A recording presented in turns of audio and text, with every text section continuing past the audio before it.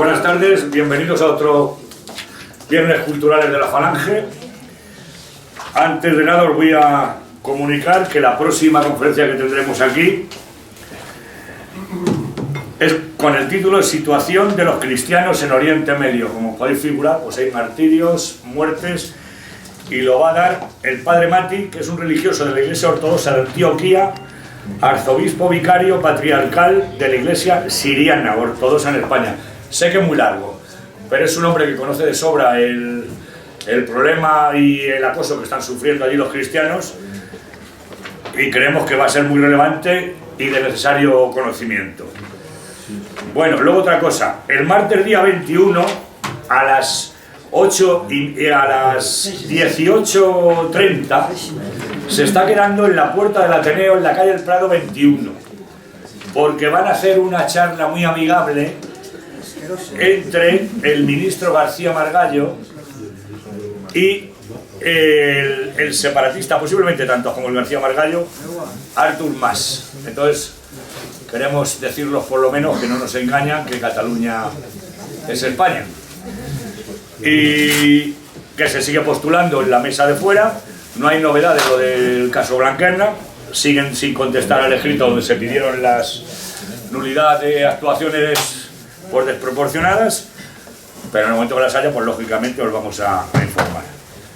Bueno, hoy tenemos aquí a un hombre de la Falange, José Ignacio Irusta, que aparte de ser el responsable de la Falange en Navarra y Vascongadas, es abogado, licenciado en Derecho, pero actualmente estaba estudiando Teología y Filosofía en el Seminario de Vitoria.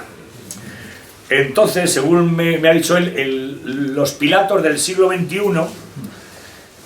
no le dejan estudiar. ¿Por qué? Porque se han enfrentado a los de la ETA. Lógicamente, que se enfrentan a los de la ETA tiene que amenazarlos. Y luego, en la Audiencia Nacional, le han obsequiado cuántos años de cárcel. El Sanedrín, claro. Entonces, otra de las cosas que dicen que no es evangélico es gritar "Viva Cristo Rey". O sea, tendremos que gritar "Viva Satanás" y cosas de esas. Y entonces, pues bueno, pues este es el hombre que tenemos, que lo está pasando bastante mal allí, pero gracias a su carácter, a su amor, a su fe que tiene en Dios y su amor a España, pues seguirá gritando "Viva Cristo Rey" delante de toda esta gentuza, lógicamente. Muchas gracias y escuchamos a José Ignacio.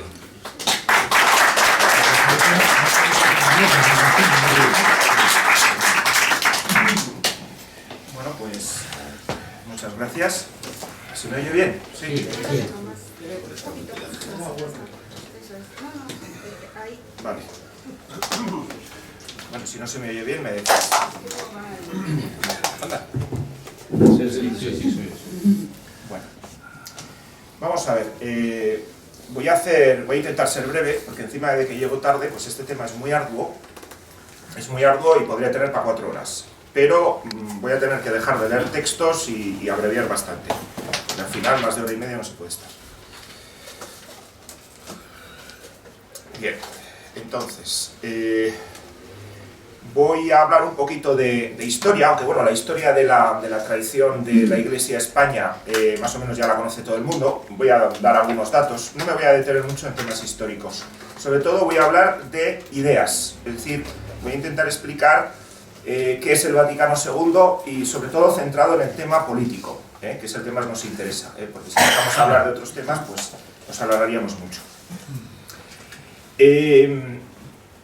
Voy a empezar hablando de bueno, lo que había antes del Vaticano II y lo que vino después. Las doctrinas políticas anteriores al Vaticano II y las posteriores. Como veremos, hay una radical contrariedad, o sea, son dos proposiciones contrarias, absolutamente incompatibles. Eso por una parte. Por otra parte, veremos que la Iglesia española se ha prevalido de su posición de privilegio en la época del franquismo, ha utilizado todas las fuerzas sociales, económicas y jurídicas y todo lo que tenía en su mano, lo ha utilizado para traer la democracia a España. Además se enorgullecen de ello y lo dicen en todos los escritos, que nosotros somos los que hemos traído la democracia a España. Y precisamente el régimen democrático, que empieza en el año 78 con la Constitución, pues es el periodo más nefasto de la historia de la cristiandad española, y nos ha conducido en un periodo de 45 años a la destrucción completa, a la apostasía general en España, y a la destrucción de todo lo que quedaba de católico, que era bastante. Entonces, cuando estos señores reivindican la autoría de que ellos son los padres de alguna manera del régimen democrático, gracias a ellos tenemos la democracia, pues habría que decir que gracias a ellos tenemos el proceso de descristianización más brutal de la historia, probablemente de toda la cristiandad, quitando el norte de África, que eso se hizo con espadas, hecho por la propia Iglesia, y, ya digo, utilizando su propia potestad, y bueno, estos señores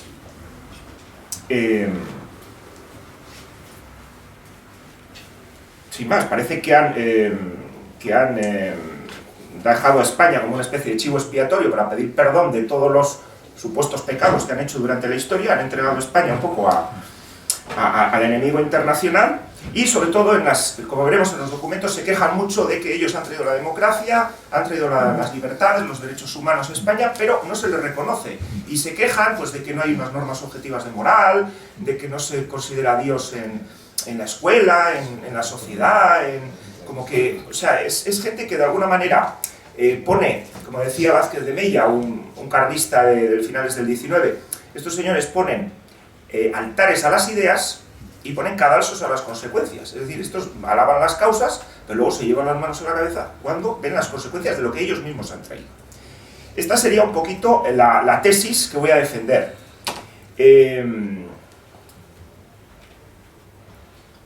La Iglesia, bueno, no es que de repente, es decir, un edificio cuando está bien hecho, tiene las cañerías bien y el sistema eléctrico bien, pues es muy difícil destruirlo, ¿no? Eso tiene que ser una bomba desde fuera. La Iglesia Católica no era un edificio sólido. La Iglesia Católica lleva ya, pues por lo menos 150 o 200 años coja, y ya hacía aguas desde hace tiempo. Hay una serie de puntos, y por eso se explica que, claro, de la noche a la mañana no puede venir un concilio y acabar todo así de repente, o hacer un cambio tan radical de la noche al día y cambiando una doctrina por su contraria, ¿no? Entonces, la Iglesia, por una parte, estaba infiltrada. La Iglesia ya desde finales del 19 estaba infiltrada. Aquí no la voy a leer porque es este famoso libro de Jean Rousset, Para que él reine. Este es el gran libro que explica un poco todo el proceso de la revolución, todo el mal que se ha hecho a la cristiandad en todo el mundo, sobre todo en el occidente. También nos explica cómo hay que tratar a los curas, y cita las relaciones entre Iglesia y Estado, cómo un político tiene que tratar con un cura, porque a veces los curas se pasan también de su... Pero bueno, luego hablaremos de esto. Y aquí pues cita unas cartas de la alta venta, a finales del siglo XIX se encontraron por la policía italiana, donde sencillamente se decía que había que infiltrarse en la Iglesia Católica, de monaguillo, luego de cura, hasta llegar a obispo, y al final llegar al papado y hacer una revolución. Creo que utiliza la expresión de mitra y capa pluvial, es decir, que desde dentro los propios sacerdotes, e incluso el día que lleguemos a tener un papa, dicen estos masones carbonarios de la alta venta, algún día lograremos cambiar la Iglesia, hacernos con la Iglesia y cambiarla desde dentro. Esto es lo que ha sucedido. La Iglesia hace aguas desde hace tiempo, simplemente... el tema los voy a citar porque hay una crisis con el movimiento litúrgico. Ya Pío XII empezó a modificar cosas. Pío XII que pasa por ser un gran papa, bueno, y de hecho lo fue, pero empezó ya a tocar la liturgia porque venían cosas de antes ya revolviendo. Tampoco queda claro el tema de lo natural y lo sobrenatural, estas tesis, bueno, de Lubac, luego hablaré de ellas. Bueno, pues siempre han generado problemas, ¿no? El tema de la conexión, si tenemos derecho a lo sobrenatural o no. Bueno, decir que es una herejía, pues es muy fácil, pero eso es un tema muy delicado.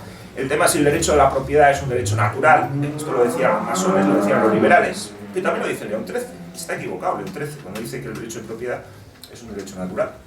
También hay problemas en la teología moral, es demasiado jurídica, se olvida de los principios de Santo Tomás, el problema del bautismo de deseo y sobre todo políticas equivocadas. Es decir, los papas pueden ser muy buenos, pueden tener una gran doctrina y de hecho los papas que van desde 1865 a 1958 tienen una gran doctrina, pero meten la pata porque no son infalibles en todo, son infalibles en cuestiones de moral, en cuestiones de fe, en cuestiones definidas por, pues, que son constantes en la Iglesia, creídas siempre y en todo lugar, y aquellas cosas que los grandes teólogos y maestros de la Iglesia pues, han definido casi como seguro, como muy probable, ¿no? Entonces hay cosas en las que los papas se equivocan, y sobre todo se equivocan, porque no son infalibles en este punto, en la diplomacia, ¿no? Y en las actuaciones, vamos a decir, de relaciones políticas con los estados, ¿no? Ahí han metido bastante la pata. Hay una traición a España, esto es indudable, pero también es una traición, en el fondo, al final, a toda la cristiandad, porque la autodemolición del Vaticano II lo que ha supuesto es la apostasía general y la destrucción de la cristiandad en todo el mundo. Y los únicos que quedaban más o menos incólumes en el año 62, que empieza el concilio, los únicos que estaban incólumes porque a los demás les arrearon bien en la Segunda Guerra Mundial, que no quedó ni uno, pues era España y Hispanoamérica. Y España y Hispanoamérica era un bastión que si la Iglesia no hubiese caído, no se hubiese autodemolido, no se hubiese autodestruido, autocastrado, ¿no? Pues España y Hispanoamérica podían haber durado como cristiandad y haber plantado cara al nuevo orden mundial. Sí, bueno, esta foto la he elegido yo un poquito para amenizarla, me ha parecido graciosa y significativa. Ahí va a estar toda la conferencia. Bueno, están todos en la paz de Dios, ¿eh? Sí. Bueno. Entonces, lo que ha hecho los papas desde Pío IX, que es de 1865 más o menos, hasta Pío XII, que acaba en 1958, luego ya iré viendo un poquito la doctrina que dan, pues estos papas se dedicaron a dar muy buena doctrina, pero a meter palos en la rueda de los países que intentaban luchar contra el comunismo y el liberalismo. Entonces muchas veces lo que hacían es desanimar movimientos muy nobles, con sus errores, ojo, con sus errores, pero movimientos nacionales muy nobles que intentaban eso, acabar con el comunismo y el liberalismo, crear una justicia social y crear un bien común, pero con ciertos errores que no gustaban a la Iglesia. Entonces la Iglesia, en vez de dedicarse a condenar, a mandar una carta encíclica escrita en la lengua correspondiente a Francia, a España, a la España de la Restauración Borbónica, a la Francia republicana, a la República de Weimar, por ejemplo, o a una Austria liberal después de la Primera Guerra Mundial, pues estos países, en vez de mandar esas cartas y decir, no, es que además te la voy a mandar en tu lengua y que se lea en todas las iglesias. Esto no lo hacen con las repúblicas masónicas liberales, pero lo hacen, por ejemplo, con Alemania, el famoso Mitbrene del Sorge. También con Italia, con la Non Abbiamo Bisogno, es decir, son encíclicas donde el Papa se dedica a tocar las narices a un Mussolini que le ha hecho los pactos de Letrán, que le ha dado dinero a expuertas por todas las desamortizaciones de los masones liberales de finales del siglo XIX y que le ha dado el Vaticano. Bueno, pues se dedica a decir que si me has cerrado las sedes de Acción Católica, que si... Y bueno, luego dice verdades, ¿no? Pues que lo mismo con Alemania, ¿no? Que si pones al Estado, la raza y el pueblo alemán como fines, cuando realmente son medios, que hay que tener cuidado, que bueno, que hay que hacer también, obedecer un poco también lo que dice la Iglesia, la doctrina...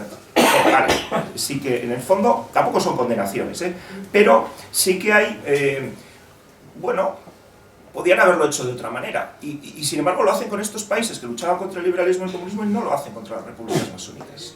Lo mismo México, el desastre de Pío XI, una guerra ganada por los cristeros en México, y resulta que Pío XI, bueno, pues los obispos mexicanos luego les dejan tirados. Dicen, no, rendiros, que tengáis la guerra ganada, rendiros a los masones, y luego van los masones y fueron a casa y se los cargaron a todos. Es decir, y esto fue por culpa de los obispos de México que no supieron, no con mala voluntad. Yo no estoy haciendo juicio de voluntades, estoy diciendo hechos, simplemente, sin juzgar la intención del que los hizo. Pero fue una metedura de pata. La condenación a Charles Maurras, que era una especie de, bueno, un nacionalista francés, que también, bueno, ponía la patria por delante de la religión. Yo soy francés, y como soy francés, pues tengo que ser católico, ¿no? No es lo correcto, pero primero se es católico y luego se es francés, pero o se es católico y por ser católico se es español o se es francés, ¿no? Sí que había un error también en Charles Maurras, pero con todo esto, ¿qué se consiguió? Espantar a los católicos de movimientos nacionales más o menos ordenados, más o menos buenos, incluso en el tema del bien común, bien dirigidos según la doctrina de la Iglesia, ya digo, con sus fallos, y eso, crear una especie de inacción, de desánimo y separar un poco a los cristianos de todo esto. Por el contrario, pues resulta que León XIII pues, se dedica a bendecir a la República, el famoso Galimond, que es una especie de reconciliación, dicho en castellano, una traducción libre, que dice, bueno, pues que a partir de ahora hay que admitir la República Masónica Liberal Francesa, ¿no? A finales del XIX. Y ya los cristianos, los católicos pueden ir a votar, ¿no? Entonces reconocemos esto. Reconocemos el régimen de la restauración de la reina María Cristina. Claro, los carlistas, por ejemplo, cuando se enteraron de esto, dijeron, este tío no es católico. Y de hecho rezaban para la conversión de León XIII en su momento.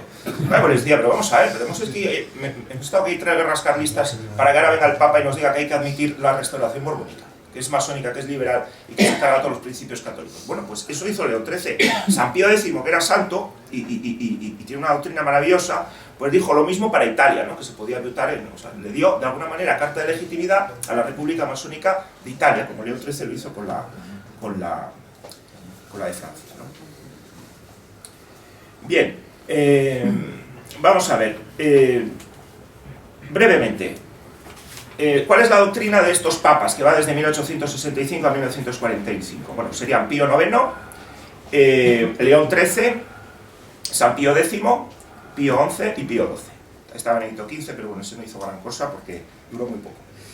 Bien, entonces básicamente lo que dicen es, hay una serie de encíclicas, tampoco las voy a bueno, pues Immortale Dei, por ejemplo, Divini Redentoris, Hilaribus, Syllabus, Quanta Cura, Quas Primas, Qui Pluribus, Quod Apostolici, Diuturnum Illud, Humanus Genus, etc. Bueno, hay un montón de ellas donde más o menos yo he hecho una serie de puntos de doctrina, ¿no? Según esta doctrina, realmente el régimen que hoy tenemos en todo Occidente, las repúblicas, vamos a decir, o sea, las democracias occidentales de hoy en día, en todos sus aspectos, en todos, quiero decir, económico, político, social, cultural, o sea, todo lo que se os ocurra, todo lo que las democracias de Occidente están condenadas por la Iglesia, pero por todas partes. O sea, vivimos en un régimen absolutamente, en todo Occidente, un régimen absolutamente anticristiano, condenado por la Iglesia, desde 1865 a 1940, básicamente. Entonces, en primer lugar, lo que hacen estos papas es condenar el liberalismo, además lo dicen muy clarito. Del liberalismo viene el comunismo y lo lleva el socialismo, el comunismo, y lo lleva todo la masonería. Así de claro lo dicen. Y el que empieza siendo liberal, sin tardar mucho acaba siendo un comunista, un socialista, un comunista. Y lo que lleva es, al final, a la destrucción de todos los... De hecho, ya profetizan todas estas encíclicas, dicen, como sigamos así, y siga avanzando el liberalismo, siga avanzando el comunismo y el socialismo, vamos al caos, o sea, a la destrucción. Y nos están pintando, hace 150 años, nos están pintando cuadros que hoy son realidad. O sea, estos hombres eran profetas. Y además dijeron, va a pasar esto, y está pasando hoy en día exactamente lo que dijeron, que es el caos y la destrucción total, la apostasía general y la destrucción de cualquier elemento de cristiandad, hasta el más mínimo. Por tanto, ya digo, vivimos en un occidente absolutamente condenado por la Iglesia. Claro, luego veremos que llega el Vaticano II y esto cambia, porque como tiene la doctrina contraria, nos dice exactamente lo contrario, que vivimos en el mejor de los regímenes posibles, que es la democracia, con derechos humanos, con libertades, con dignidad humana y demás. Bueno, el principio, lo primero, una cosa que lo dejan muy clarito, pero que hay que matizar, hay que dedicarle un poco de tiempo, que además ha tenido mucha polémica con Falange, ¿no? El famoso punto 25 de Falange. Luego veremos que antes del Concilio Vaticano ya la Iglesia criticaba al régimen de Franco, le tocaba bastante las narices, pero eran eran picajosos que iban al purismo, ¿no? Al purismo. Entonces tenían el mejor régimen, no te voy a decir de la historia, pues está ahí San Luis y Fernando III el Santo, pero tenían el mejor régimen cristiano, político, cristiano de la historia, y se dedican a tocarle las narices, pues como tocaban las narices a Italia, Alemania y demás, diciéndole, bueno, pues el tema de la separación Iglesia-Estado, el famoso punto 25 de Falange. Entonces, la separación Iglesia-Estado, brevemente es lo siguiente. El hombre tiene alma y cuerpo. Esto hay que tenerlo muy claro. El hombre tiene alma y cuerpo. Entonces, una parte el hombre vive en sociedad y necesita una autoridad que rija esa sociedad. Entonces, la autoridad que rige el cuerpo es el Estado y la autoridad que rige el alma es la Iglesia. Punto. Ahora bien, hay entre los dos una unión. ¿Y qué es primero? Pues primero es el alma. El cuerpo de alguna manera es secundario. Es importante, pero es secundario. Entonces, tradicionalmente la Iglesia ha dicho, ya desde tiempos medievales, que la Iglesia tiene todo poder porque se lo dio Jesucristo, porque la autoridad viene de Cristo, no viene del pueblo, eso está condenado por la Iglesia. Ni el pueblo, ni el rey, ni nadie tiene la autoridad viene de Dios, y luego por un método u otro recae en un individuo, un grupo de individuos o una colectividad, luego lo vemos. Entonces, es la famosa tesis de las dos espadas. La Iglesia tiene la espada temporal y la espada espiritual, le da la temporal a la Iglesia, perdón, al rey, al Estado, y se queda con la espiritual. Entonces, hay una supremacía siempre de la Iglesia sobre el Estado porque, en principio, un cristiano tiene que ser cristiano a jornada completa, es decir, no se puede ser cristiano en casa, como dicen los liberales católicos, los del Opus Dei, ¿no? Hay que ser, eso es un tema privado, para casa y tal, y luego cuando salgo a la calle ya es otra cosa. No, se es a jornada completa. Entonces, se es dentro de casa y fuera. Por lo tanto, fuera de casa también tiene que haber es decir, todas las acciones públicas también tienen que estar sometidas de alguna manera a la moral católica o a la moral establecida por Jesucristo en su predicación, lo que había también en el Antiguo Testamento y demás. Entonces, ese sometimiento hace que la Iglesia tenga un poquito más de poder en el sentido de que puede meterse en temas del Estado por razón de pecado. Es decir, la Iglesia no puede decirle al Estado cómo tiene que hacer las carreteras. Eso pertenece al Estado. Pero sí le puede decir algo al Estado si el Estado utiliza esclavos, o no paga el sueldo a los obreros. Entonces algo tendrá que decir sobre el tema de las carreteras.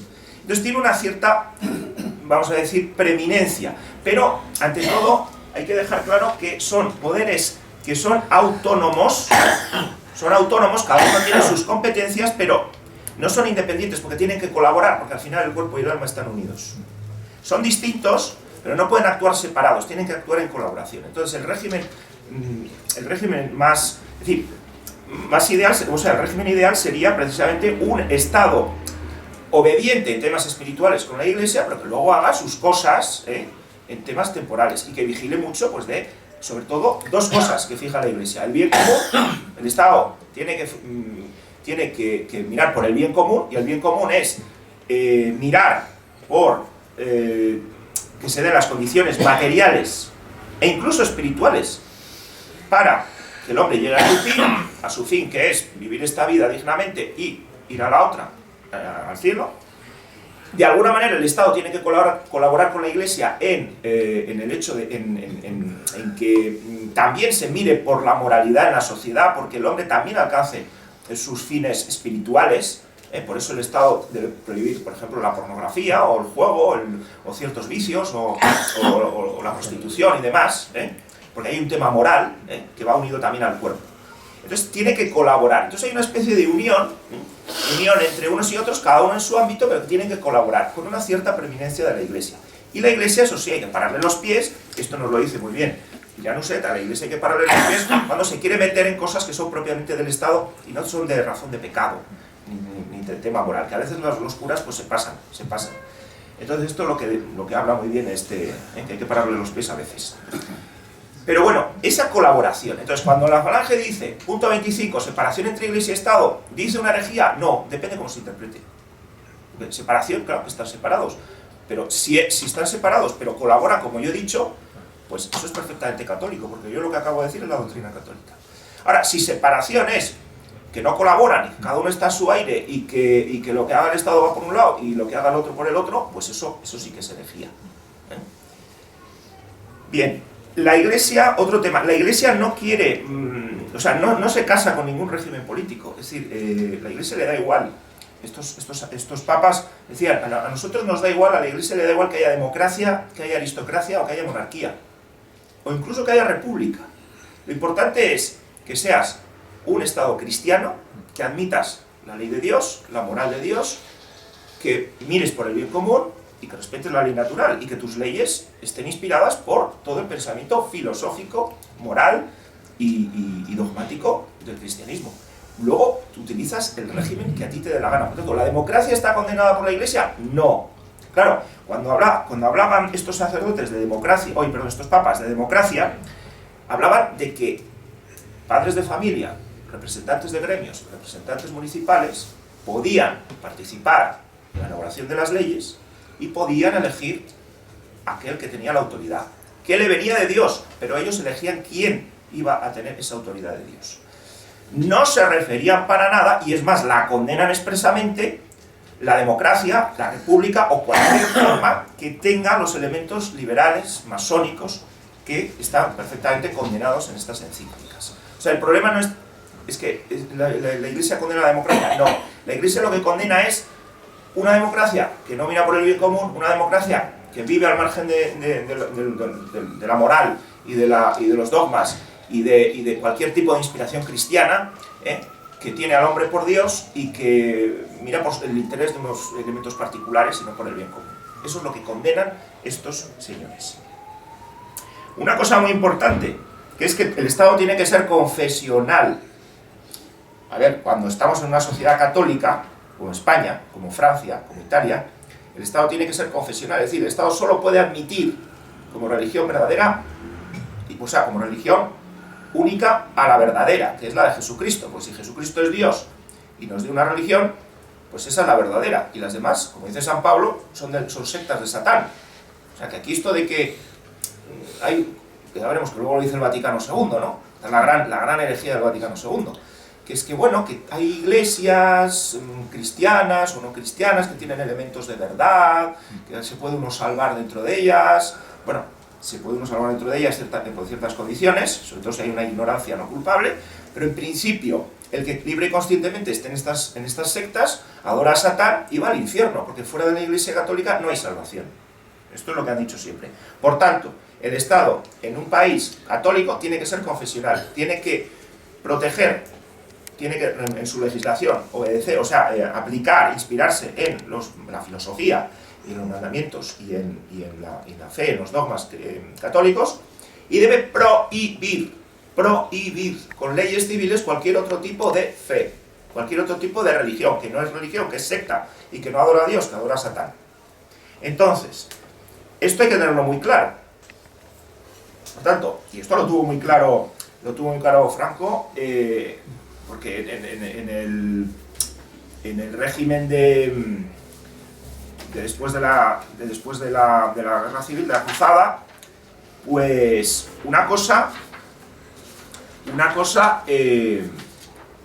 tenían clara hay dos herencias de ese régimen. Primero, los carlistas fueron los que pusieron un poco hicieron hincapié en que el régimen fuese el régimen de confesionalidad, de unidad católica, es decir, entre el Estado y la Iglesia, con su separación, como lo he dicho antes, no teocracia ni no el Estado mezclado con la Iglesia, sino cada uno en su casa pero colaborando.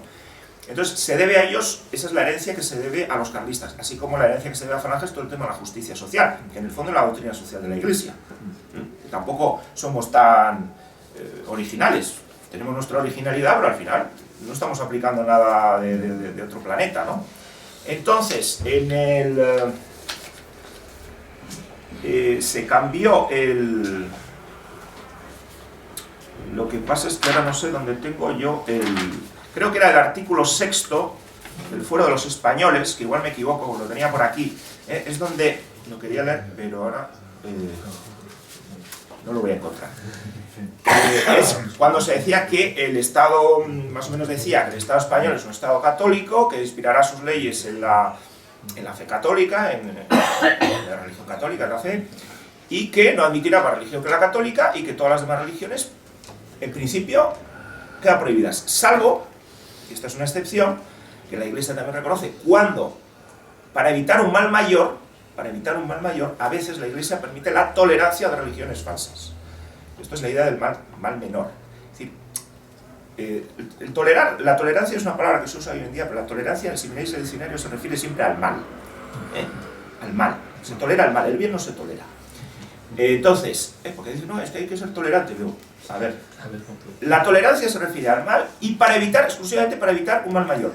Si no se deriva un mal mayor, simplemente, pum, se tacha y fuera, se elimina. Entonces, ha habido casos, por ejemplo, en el Toledo medieval, donde había unas comunidades musulmanas fuertes, había unas comunidades judías fuertes, en la época de Fernando III el Santo. Entonces la Iglesia dijo, hombre, si empezamos a intentar prohibir aquí, pues va a haber jaleos. Entonces se toleraban, pero ya reconociendo que son falsas y que adoran a Satán, pero se toleran. La confesionalidad del Estado se refiere sobre todo cuando hay un Estado mayoritariamente católico. Hombre, evidentemente, si la Iglesia Católica va a China, no va a pedir allí la confesionalidad del Estado. Entonces lo que pide, evidentemente, porque no hay masa crítica para ello. Entonces ahí el tema de la confesionalidad no es válido, y la Iglesia dice que en esos casos lo que se exige es simplemente al Estado, se le exige la libertad, es decir, que se le deja a la Iglesia hacer proselitismo, es decir, bueno, pues, hacer el Evangelio, captar adeptos en el sentido de tener el Evangelio, hacer cristianos, bautizar y convertir, nada más, libertad, solamente eso. Eso hay que tenerlo claro. Bien, se condena el liberalismo y la democracia liberal. O sea, la democracia liberal, o sea, lo que tenemos ahora, la democracia cristiana, está condenada por San Pío X, entre otros. Notre charge apostolique. Y dice además expresamente en esta encíclica carta apostólica, dice que la Iglesia no está para traer la democracia a ningún sitio. Todo esto son ideas del catolicismo liberal, sobre todo de un francés que se llamaba Lamennais, que veía en la democracia una especie de, como una especie de la culminación de la evolución de la razón humana, y lo mezclaba también con la Iglesia, y hablaba del progreso. Bueno, todo esto de Lamennais luego ha pasado al Vaticano II. La Iglesia no condena el liberalismo, condena el comunismo y condena el socialismo y la democracia liberal. Es decir, que el régimen en el que estamos hoy en día está condenado por la Iglesia. No la de ahora, pero sí la de antes. La de ahora está muy orgullosa de haberla traído. Se condena expresamente la soberanía popular. Esto que la gente vote, lo que le dé la gana, al margen de leyes morales, decida lo que está bien, lo que está mal, y hoy dicte una ley y mañana su contraria, hoy el aborto es pena, y está penalizado y mañana es un derecho. O sea, eso está condenadísimo. Se condena el vivir al margen de la ley de Dios, que toda la legislación esté al margen de la ley de Dios, al margen de la ley natural, de la naturaleza de las cosas. Se condena el positivismo jurídico, de que como es legal, es bueno. Se condena la concepción de que un acto es bueno por el sujeto, no por el objeto. Es decir, que si sale del pueblo, si sale del Parlamento es bueno, porque el sujeto es el pueblo. Diga lo que diga, es bueno. No. La bondad o maldad del acto radica en el contenido, en el objeto. También en las intenciones y en las circunstancias, pero básicamente en el objeto. Y no en el sujeto. Es decir, si lo hago yo está bien, si lo hace este señor está mal. No. También el principio de subsidiariedad, que el Estado liberal siempre ha tendido a, luego cuando se hipertrofia en forma de comunismo, ha tendido siempre a quitar derechos y a ocupar toda la esfera privada de la gente. Entonces, el principio de subsidiariedad es que el Estado se tiene que ocupar de sus cosas, y si puede haber alguien por debajo que se ocupe de ellas, pues dejad a la gente que se ocupe de ellas. Dejad al padre de familia que eduque a sus hijos, dejad al municipio que haga las cosas de las carreteras locales, dejad a los gremios que se ocupen de sus asuntos, y el Estado lo que tiene que hacer es coordinar o hacer cosas que están por encima de ellos, las carreteras nacionales o los asuntos entre gremios de diferentes provincias, de diferentes municipios y demás. Es decir, respetar un poco la esencia de la naturaleza de las cosas, a lo pequeño que puede funcionar autónomamente, deja lo que funciona autónomamente. Se condena el socialismo y el comunismo, el materialismo determinista, la idea del progreso continuo, este progreso material continuo que nos va a llevar al paraíso en la tierra. La igualdad de derechos, luego voy a entrar en esto, está condenada. Todos los derechos humanos, toda esta historia de los derechos humanos está condenada por la Iglesia. Luego voy a hablar de todo esto. Muy importante el tema de los derechos humanos, me voy a detener un poco. La lucha dialéctica de contrarios, que además dicen, fíjate esto, decían, primero van a empezar con el obrero y el empresario y luego van a seguir con el hombre y la mujer, con el catalán y el vasco, con el negro y el blanco. Ya lo apuntan, en concreto la Divini Redemptoris, ya empiezo a hablar de esto. Esta moral, se condena también la moral comunista, es desde lo bueno es lo que sirve para la acción y la lucha revolucionaria y la consecución de los objetivos finales de la vida. Se deja muy claro que el liberalismo y comunismo vienen de las manos de la Ilustración y de las logias masónicas. Sobre todo habla de esto el Humanum Genus, de León XIII. Bien, y también que la autoridad viene de Dios y sobre todo que hay que respetar la autoridad, si es legítima. También se habla del derecho a la rebelión. Es decir, propiamente nosotros hoy, como católicos, tendríamos el derecho y el deber de levantarnos contra todas las leyes que están hoy vigentes, salvo la que manda a hacer tortillas en los bares, o sea, cómo se tienen que hacer, o la de las señales de tráfico. Pero todas las demás, cuando no cumplen la ley natural, cuando escapan a esa razón divina que Dios ha puesto en todas las cosas, cuando se salen de la razón humana, es decir, son irracionales, no van de acuerdo con la racionalidad humana, y cuando no respetan ni los dogmas, ni la moral, ni ningún elemento de la única religión verdadera que viene de Dios, que es la católica, pues existe el derecho de rebelión. Ahora, se critica el derecho de rebelión cuando usted tiene un Estado católico y usted quiere hacer una revolución, que es lo que está pasando, lo que pasó en la Revolución Francesa, lo que ha pasado en todas las revoluciones y lo que se quiere hacer ahora en España también y en toda Europa. Una cosa muy importante, que dejan, esto también es muy importante, y acabo ya, son dos cosas. Los derechos lo dejo para el final. Esto es una cosa muy importante. El error y el mal no tienen derechos. Así de claro, es decir, oiga, mire, que yo tengo derecho a ser ciego. No, usted no tiene derecho a ser ciego, porque eso es una anomalía. Otra cosa es que usted tenga derechos, usted persona, pero el hecho de ser ciego no, es una anomalía. Es que el derecho de la libertad de expresión, a expresar lo que a mí me dé la gana, no. Usted solamente puede expresar la verdad. ¿Derecho a partidos políticos? No. Y solamente el partido político que diga la verdad y que defienda la verdad, que al final es lo que dice la Iglesia Católica. Todos los demás hay que prohibirlos. ¿Por qué?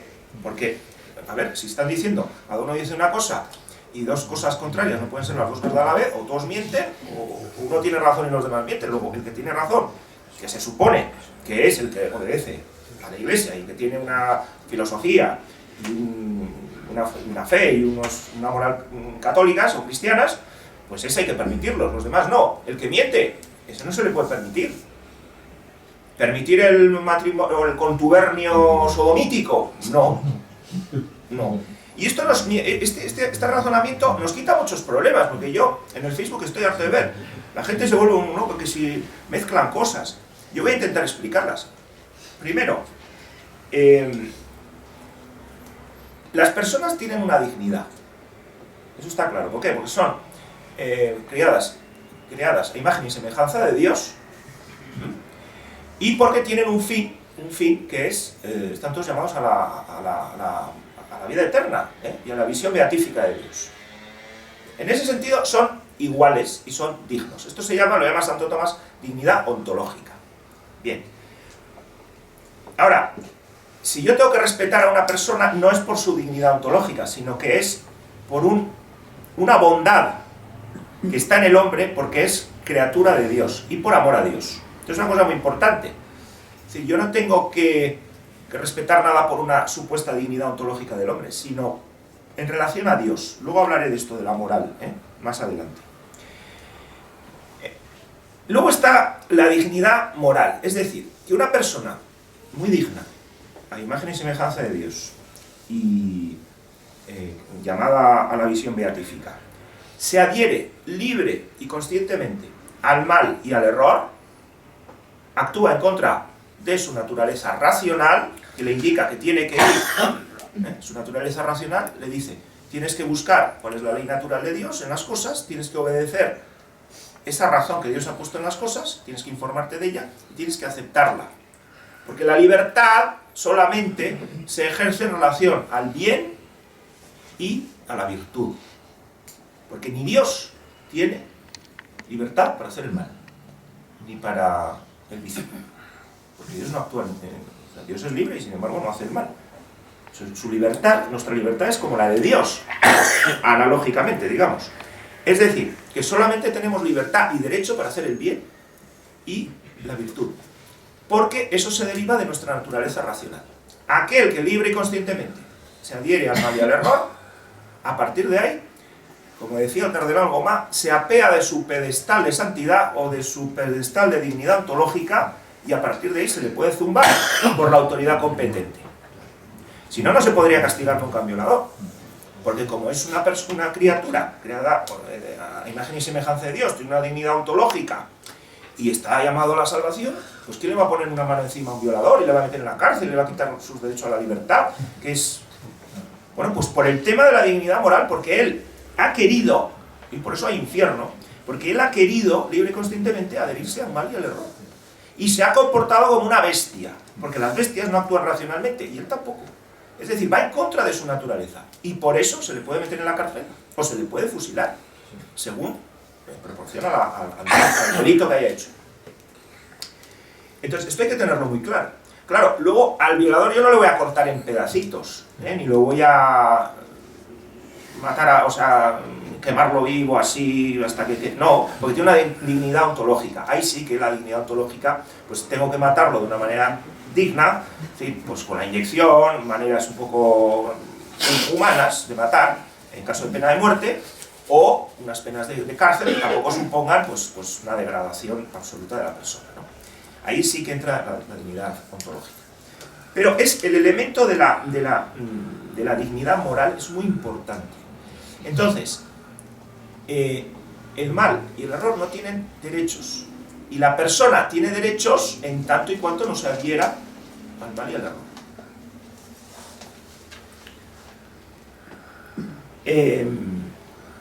Los derechos humanos. Los derechos humanos están condenados repetidamente por estos papas. Ya Pío VI, que era de la época de la Revolución Francesa, en 2 encíclicas y alguna carta por ahí. Y en concreto, el Immortale Dei y el Libertas, de León XIII. Los 3 problemas de los derechos humanos. Primero, es una visión opositiva. Mi derecho. Frente a la visión tradicional católica, la filosofía católica es que es mi deber. Los deberes miran hacia los demás, implican la caridad, el amor hacia los demás. Mi derecho es lo mío, y todos vosotros me vais a limitar los derechos, luego sois mis enemigos. Vosotros sí me vais a hacer lo que me vais a fastidiar a mí el derecho. Entonces, la idea del derecho implica siempre una polémica con el otro. Todo derecho se ordena a un fin, según la naturaleza de las cosas, y en concreto en el hombre, su naturaleza racional. Por lo tanto, los derechos solamente se refieren, como acabo de decir, a la verdad y al bien. El mal y el error se toleran, como he dicho antes, solamente para evitar males mayores.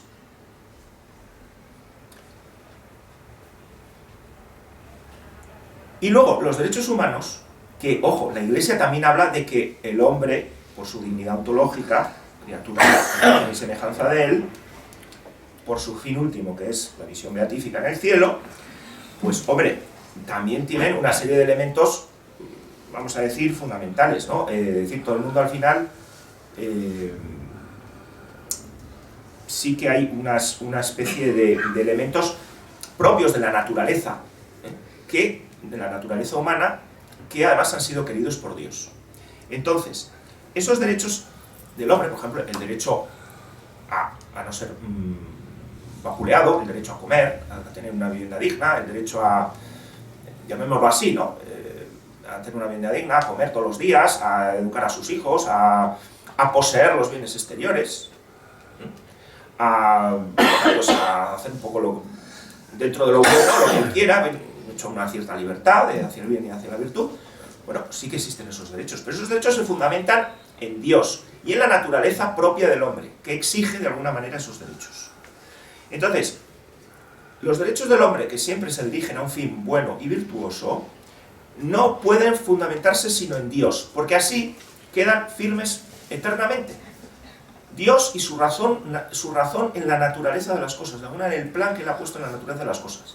El cristianismo se basa sobre todo, en la fe católica, en la filosofía católica, en la naturaleza de las cosas, querida por Dios. Entonces hay que fijarse, por eso la filosofía católica a mí me enamoró antes que la religión, por el realismo y la racionalidad que tiene. La racionalidad de ver las cosas, atender a la realidad de las cosas y actuar conforme a ellas, ¿no? Por el plan que Dios ha establecido en ellas. Entonces, los derechos humanos no se pueden fundamentar en 4 generales victoriosos después de la Segunda Guerra Mundial, que es lo que pasa hoy en día. Entonces, la Carta Universal de Derechos Humanos de hoy en día, la de la ONU, porque la establecieron unos señores generales, que mañana sus herederos pues pueden decir, bueno, pues ahora cambio, añado un derecho, te quito otro, renegocio el contrato. Esto es como un contrato de adhesión con Telefónica. Oye, mira, hoy te doy estos derechos, mañana te los quito, mañana te añado otro. Hoy tienes derecho a casarte con una mujer, mañana tienes derecho a casarte con un perro, mañana tienes derecho a ser niño si tienes pito, pero mañana igual te lo quito, no sé. ¿Me explico? En el fondo, todo esto se basa, hay un elemento fundamental que es la moral de consenso. La moral al final se remite a Dios, es decir, lo bueno y lo malo se remite a Dios, por la naturaleza de las cosas, vuelvo a decir. La moral nunca jamás se puede fundamentar ni en el consenso de las mayorías, eso está condenado, ni en actos formales. Por ejemplo, decir, no, es que lo que dice Dios es bueno porque lo dice Dios. No. Las cosas son buenas porque son buenas, y luego Dios dice que son buenas porque son buenas. Pero ahí se ha hecho también algún birlibirloque con el tema de que al final hay que seguir unas normas farisaicas, ¿no? Esto lo decía Guillermo de Ockham, que hay que seguirlas al final, bueno, lo que diga Dios, lo que diga la Iglesia, que él era muy católico, y nos olvidamos de las metafísicas y nos olvidamos de las razones últimas y de las esencias de los actos, ¿no? Simplemente porque lo dice. Claro, así sienta la base del positivismo jurídico liberal, que es que, como lo dice, es bueno lo que dice la ley. Entonces, todo acto tiene una bondad en sí, y es bueno por ese elemento interno que tiene, querido por Dios. Y Dios es el último fundamento. Esto es muy importante. La igualdad de derechos, bueno, también está condenada. No somos iguales. Las encíclicas, Divini Redemptoris, Quod Apostolici y Humanum Genus, dicen claramente que es que no somos iguales. O sea, somos iguales, bueno, según en qué, ya hemos dicho, en esos derechos mínimos de cuerpo y alma que todo ser tiene, ¿no? O sea, a tener una vivienda digna, a comer, a educar a los hijos, en fin. Pero no somos iguales porque Dios nos ha hecho diferentes. Entonces, todo el mundo es esencialmente diferente. Lo que no se puede es intentar igualar a los desiguales, que es lo que pretende el comunismo y el liberalismo a su manera también. Es decir, dar a todos lo mismo. No, hay que dar a cada uno lo suyo. Es decir, no se trata de igualdad, sino de justicia. Esto es muy importante. Porque si hacemos a los desiguales por naturaleza iguales, nos sale la ley del más fuerte. El más listo, el más rico, el más avispado o el más cabrón, pues ese se va a hacer el amo. Y al final va a machacar a los otros y ya tenemos ahí la dialéctica marxista. Es decir, igualdad de proporción. Somos desiguales en todo, salvo lo que he dicho, la imagen y semejanza de Dios, el fin sobrenatural y las necesidades naturales que acabo de citar. Precisamente la desigualdad, querida por Dios, tanto en razas, en talentos, en medios, porque al final uno se saca más dinero que el otro, porque es más listo, porque es más trabajador, es menos perezoso, lo que sea, que tiene más talento. Esas desigualdades han sido queridas por Dios para que haya una colaboración social y que el que más tiene ayude al que menos tiene, y el que es más listo ayude al tonto. Y esto forma parte de la esencia humana, porque desde que nacemos necesitamos la ayuda de los demás. Y muchas de las cosas que necesitamos no nos vienen dadas por naturaleza, sino que las nos las tenemos que buscar nosotros o nos tiene alguien que ayudar. Y ahí es donde entra la ley cristiana del amor, del dar, del deber, no del derecho, del deber. Y ahí viene también el deber de obediencia y la autoridad para mandar, porque el que más tiene que tener la autoridad para dirigir al que menos tiene, que debe obedecer. Al de más talento y al de menos talento. Bien, esto en cuanto a la doctrina católica tradicional. Bueno, la doctrina católica, vamos. Siempre utilizamos palabras raras. Bien.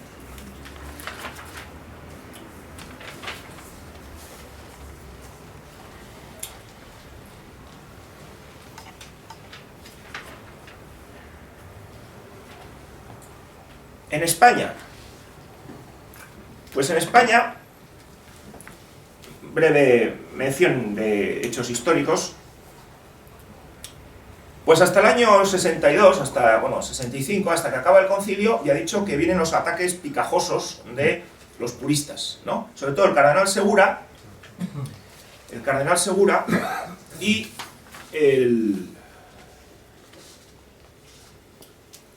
Zapién Pildain, Zapién Pildain, que fue del PNV de joven y estuvo también en política con el PNV, y luego lo mandaron a Canarias, porque estorbaba mucho, lo mandaron de obispo allí. Y pues se dedicaba a tocar las narices que había mucha pobreza en Canarias, y que el régimen de Franco era injusto. Y digo, bueno, vamos a ver, después de una guerra, ¿qué quieres? Pues en Canarias y en todas partes había una miseria tremenda. Y luego pues se dedicaba, pues, mira, es que el sistema sindical vigente en España está o no concorde con la doctrina social de la Iglesia. Pues claro, hay un intervencionismo del Estado y hay que dejar que por el principio de subsidiariedad, que los obreros se hagan sus propios sindicatos. Digo, hombre, por Dios, me parece muy bien, claro que es cierto, esto lo han dicho estos papas, es muy católico, pero no toques las narices porque si dejas, después de la guerra civil, que estaba todo lleno de comunistas, con la chaqueta cambiada, les dejas que se monten ellos los sindicatos, pues tienes lo que tenemos ahora. Y de lo que salió de hecho, ya viviendo el caudillo. Bueno, pues se dedicaban a esas cosas. El punto 25 de Falange, por ejemplo, el cardenal Segura no podía ver a los falangistas. No dejaba que se pusiese el yugo en las flechas en la catedral de Sevilla. Pues claro, esos eran rojos, los de Falange. Y claro, bebían de ideologías extrañas con elementos liberales y exaltaban demasiado la nación. Y en vez del crucifijo ponían el yugo en las flechas. Bueno, pues era de estos picajosos puristas que se dedicaba a tocar las narices y a desanimar a los católicos de colaborar con Falange y a crear la división, que es lo que han hecho siempre. Que si el Estado de Franco se mete mucho en la educación de los hijos porque dice Pío XI que la educación de los hijos corresponde a los padres y a la Iglesia Católica solamente puede haber curas, y claro, ya empieza a haber maestros nacionales que nos quitan. Digo, bueno, pero bueno, o sea, el Estado algo tendrá que decir, pero si el Estado que tenías con los maestros nacionales era lo más católico que había en el mundo, por Dios, ni que fuesen demonios comunistas los maestros que había en la época de Franco. Que si el partido único de Falange, que si no permite otras opciones igualmente legítimas, no le deja actuar a la acción católica, etc. Y bueno, y más casos, En el 56, pues eso, que llegaban los obispos, una serie de obispos, y dijeron, no, que en la distribución de los bienes la sociedad española no es católica, porque hay ricos y pobres. Bueno, que en el año 60 que hay que dar al pueblo información y participación, y que en la reforma económica se abordase también la política. En 1970, en un comunicado, la Iglesia y los pobres, falta de los cauces políticos para que los ciudadanos ejercieran su responsabilidad, libertad de asociación, opinión. Bueno, aquí ya empezaba ya el tema ya del Vaticano II. Esto ya no son ataques puristas, sino todo lo contrario. También crítica de los obispos al proyecto de Ley General de Educación en el año 70. Bien, entonces, a partir... Claro, estos curas no se dieron cuenta de que gracias a la Falange, gracias a los carlistas y gracias a Franco y a otros generales, pues les libraron murieron 6.000 sacerdotes, pues les libraron de que muriesen bastantes más. Segundo, se olvidan de que Pío XII bendijo la cruzada. que es la única victoria que ha tenido el mundo contra el comunismo. Se olvidan de esto. Y se olvidan también de que la primera propietaria en acciones de sociedades capitalistas que explotaban al obrero en el año 39, ya no tenían tierras como antaño, en los monasterios, donde trabajaban por poco precio los campesinos y se ganaban el pan. No, de todo lo que les dio la restauración borbónica en pesetas, por las desamortizaciones, lo mismo que hizo Mussolini, la primera propietaria de acciones de sociedades explotadoras del obrero en el año 39 era la Iglesia Católica. Claro, hay que preguntarse a veces también si la cruzada, yo voy a hacer un poquito marxista aquí, a ver si fue por la fe o fue por elementos más nutricionales. Bien, los ataques heréticos pues son a partir del Concilio Vaticano II. Voy a acabar, llevamos una hora, me queda media hora, no me paso de menos cuarto. Voy a acabar hablando de ¿qué es el Vaticano II? Muy importante entenderlo, destriparlo, ¿no? Y los ataques heréticos básicamente se empiezan ya a partir del final del Concilio Vaticano II. Se basan sobre todo en que cambia completamente, toda la doctrina cambia y por tanto, claro, el régimen de Franco, que era perfectamente ortodoxo hasta el año 62, pues a partir del año 65, pues resulta que es un hereje. Pues claro, ha cambiado la doctrina de la Iglesia, pues evidente. Y ahí es donde vienen todos los ataques. Se le obliga a Franco a cambiar el artículo 6 del fuero de los españoles y a decir lo contrario, que ahora todas las iglesias tienen libertades, hay libertad de cultos, que no se puede perseguir civilmente a las iglesias que no sean la católica.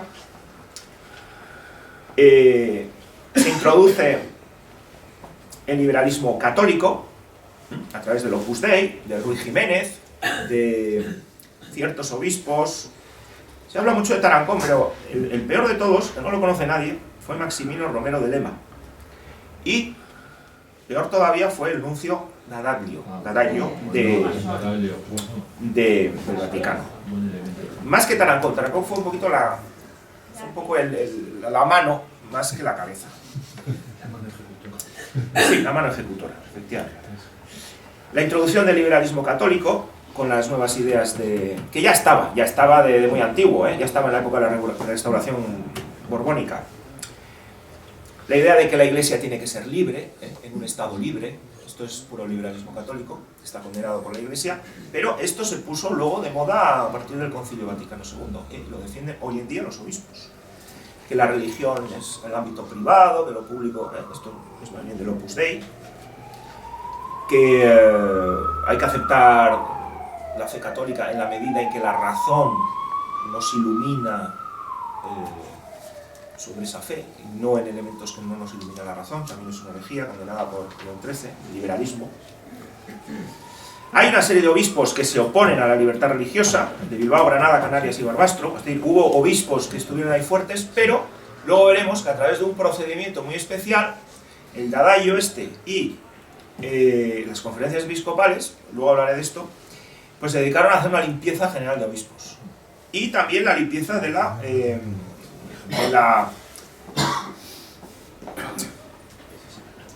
había una hermandad sacerdotal de sacerdotes que se opusieron radicalmente al Vaticano II, que estuvieron funcionando, pero que poco a poco se les fueron jubilando o se les fue mandando a Bosnubana. Toda la infestación de marxismo en las organizaciones de acción católica, toda la jerarquía del PSOE, que es la que ha destruido España, pues se educó en las juventudes obreras católicas, en la Hermandad Obrera de Acción Católica y todas estas organizaciones que estaban bajo la sotana de la Iglesia y que eran un nido de rojos. El manifiesto de los curas separatistas en los años 60, diciendo que quería la independencia de Euskal Herria o Euskadi. El tema de Añoveros, que Añoveros se le plantó a Franco estuvo a punto de mandarlo fuera, pero lo hubiese costado la excomunión. Estuvo la cosa, esto todo ya lo conocemos. Se le amenazó de excomunión a al pobre viejo a Franco cuando quería fusilar a los últimos estos terroristas comunistas del 75. Y bueno, también hubo una asamblea de sacerdotes y obispos que pidieron perdón por la lucha que la Iglesia había ido contra el comunismo y demás. Bueno, estos son un poquito los hechos. Lo que sí que me interesa para acabar es cuál es la doctrina política del Vaticano II y sobre todo leer finalmente algún párrafo. Hay una serie de documentos de la Conferencia Episcopal, pero el más divertido es el último, porque antiguamente en los años 70, en primeros del año 72, 73, pues era gente que todavía sabía lo que era Santo Tomás y la teología antigua y la filosofía, y sabían pensar, sabían razonar y sabían hablar.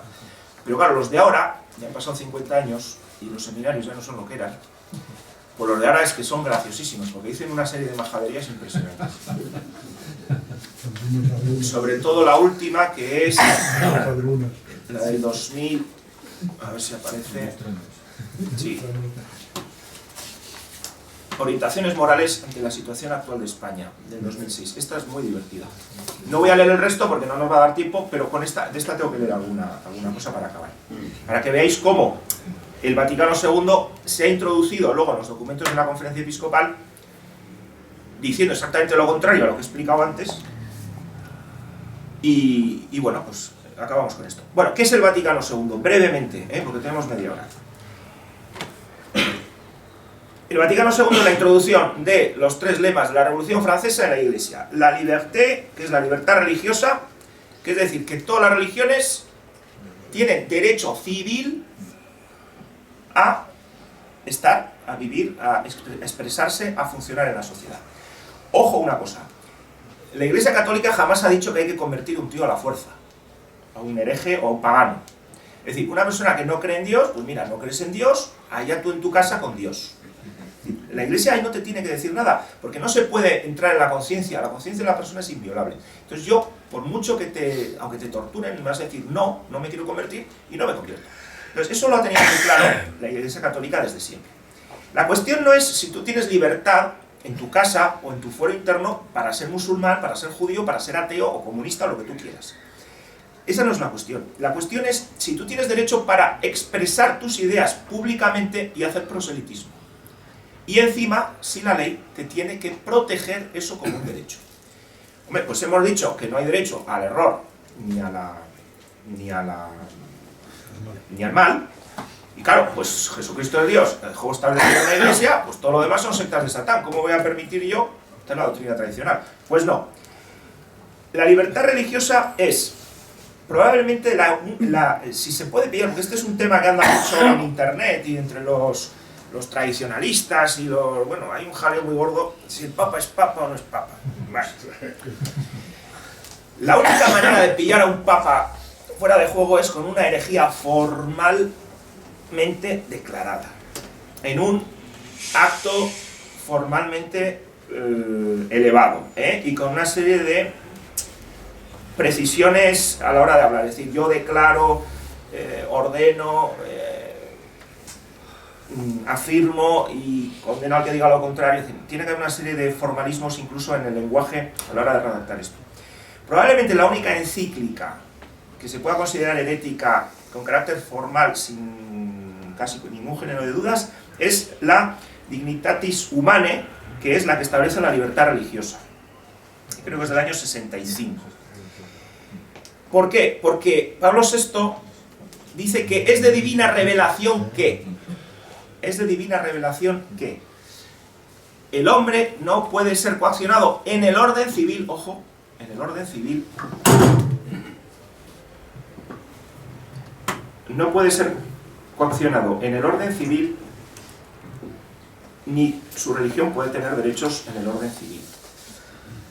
Esto lo dice la encíclica Quanta Cura en 1864, y la encíclica Quanta Cura de Pío IX, pues precisamente se caracteriza por ese estilo, ahora no la voy a encontrar, ese estilo de ordeno, mando y condeno como un error funestísimo y una aberración y una barbaridad, y me parece gente que habla de libertad de perdición y de monstruosidad, utiliza esos términos, y además declaro, ordeno, afirmo y condeno al que diga lo contrario. Es decir, que tenemos dos encíclicas formalmente infalibles que dicen lo contrario. Entonces ahí yo creo que es el único caso donde se puede pillar a un papa fuera de juego, porque todo lo demás, que bueno, no vamos a entrar en eso. Por lo tanto, a partir de la libertad religiosa cambia hemos dicho que cambia el fuero de los españoles como consecuencia, y lo que antes era norma, perdón, lo que antes era excepción, que era la tolerancia para evitar males mayores de ciertas religiones, de las religiones falsas, ahora es norma. Las religiones falsas tienen derechos civiles. Y la Iglesia Católica, esto es muy importante, se introduce en el juego ese civil como una más. Y ahí es lo que dice la Conferencia Episcopal. No, nosotros tenemos derecho a participar, como los musulmanes, como los judíos, como las que vengan. Eso sí, porque tenemos el folclore católico después de muchos años y hay mucha gente que es católica, bueno, eso sería en el año 75, ahora cada vez menos. Sí. Pero como tenemos aquí esta historia católica y tal, pues tenemos como un poquito más de derechos, pero que todos tienen derechos, ¿eh? Es decir, lo que hace la Iglesia es castrarse y ponerse al nivel de las sectas de Satán. Y reconocer que también con las sectas de Satán te puedes salvar, porque si tienen derechos... ¿Qué se consigue con esto? Bueno, esta es la mayor pedrada que se ha dado a la fe católica. Con esto lo que se hace es destruir el principio de no contradicción.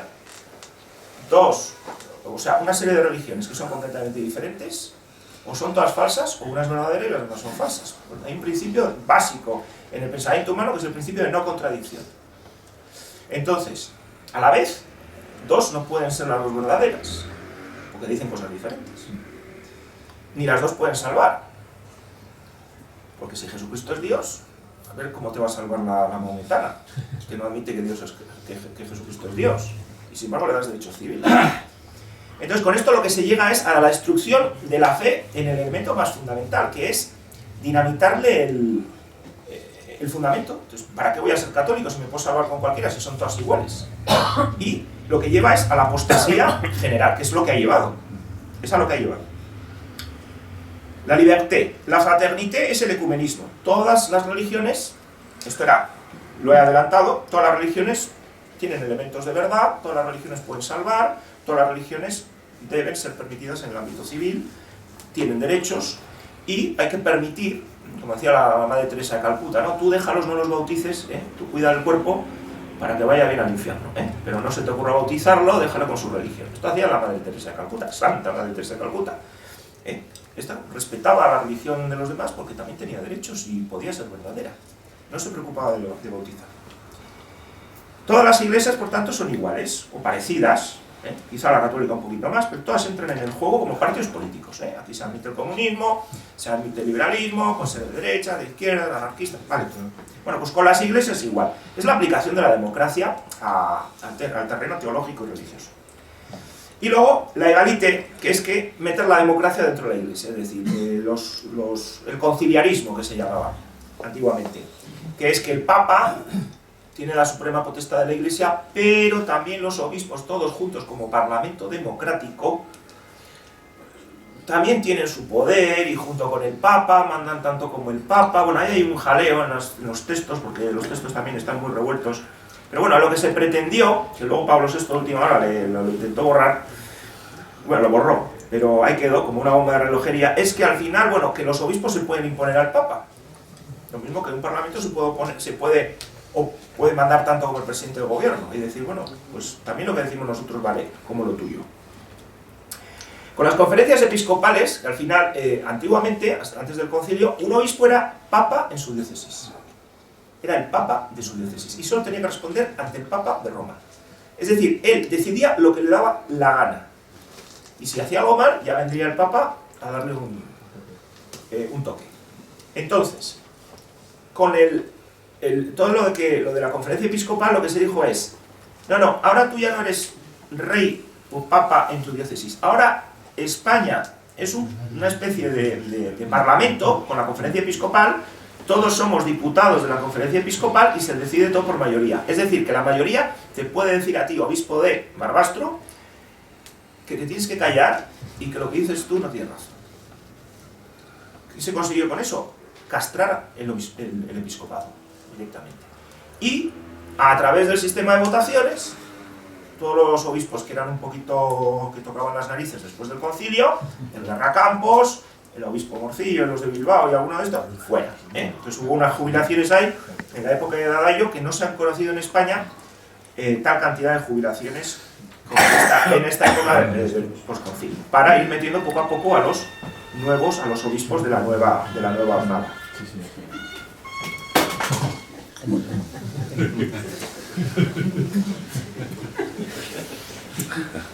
Otro elemento es el sentimentalismo de la fe, es decir, aquí lo que ha habido, el Concilio Vaticano II básicamente es la introducción de la filosofía moderna, que es absurda.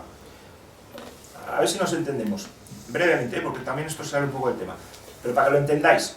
La historia de la filosofía es la historia de la estupidez humana. O sea, solo hay una filosofía válida, es Aristóteles y Santo Tomás. Y alguna cosita por ahí de Platón y de algún otro escolástico, de la jornada de Santo Tomás. Todo lo demás es una estupidez, por el principio de una contradicción, porque cada uno dice una cosa, y entonces no puede ser toda la verdad, porque son contradictorias. Entonces, lo que hace la gran jugada del Concilio Vaticano II es introducir la filosofía moderna de Kant, de Hegel, que viene de Descartes, y que viene antes de Guillermo de Ockham y de Scotto, que son los que empiezan toda la filosofía moderna, es introducir una filosofía absurda que se basa en mi verdad, de que yo me siento mujer, yo me siento pobre, me tenéis que dar dinero, me siento mujer, me tenéis que pagar la operación, me siento catalán y me tenéis que dar la independencia, ¿no? Tengo pito pero me siento niña, yo qué sé, estas cosas, esto es kantismo, ¿no? Esto es kantismo, esto está muy, es que es la filosofía que está hoy en día. Es decir, es la eliminación de lo real no existe, lo real no existe. Entonces, yo tengo una visión particular de lo real, entonces yo tengo la mía, este tiene la suya y demás. Por lo tanto, la fe ya no es una revelación, la fe ya no es como era tradicionalmente, me ha cambiado todo, el concepto de verdad, el concepto de fe, el concepto de tradición, todo se ha cambiado. La fe no es la adhesión de la voluntad a un conocimiento de la inteligencia adquirido desde fuera a través de un medio, la predicación de un sacerdote, la escritura o la tradición de la iglesia o lo que fuese, de un contenido revelado directamente por Dios, que yo acepto porque es revelado por Dios. Eso es la fe.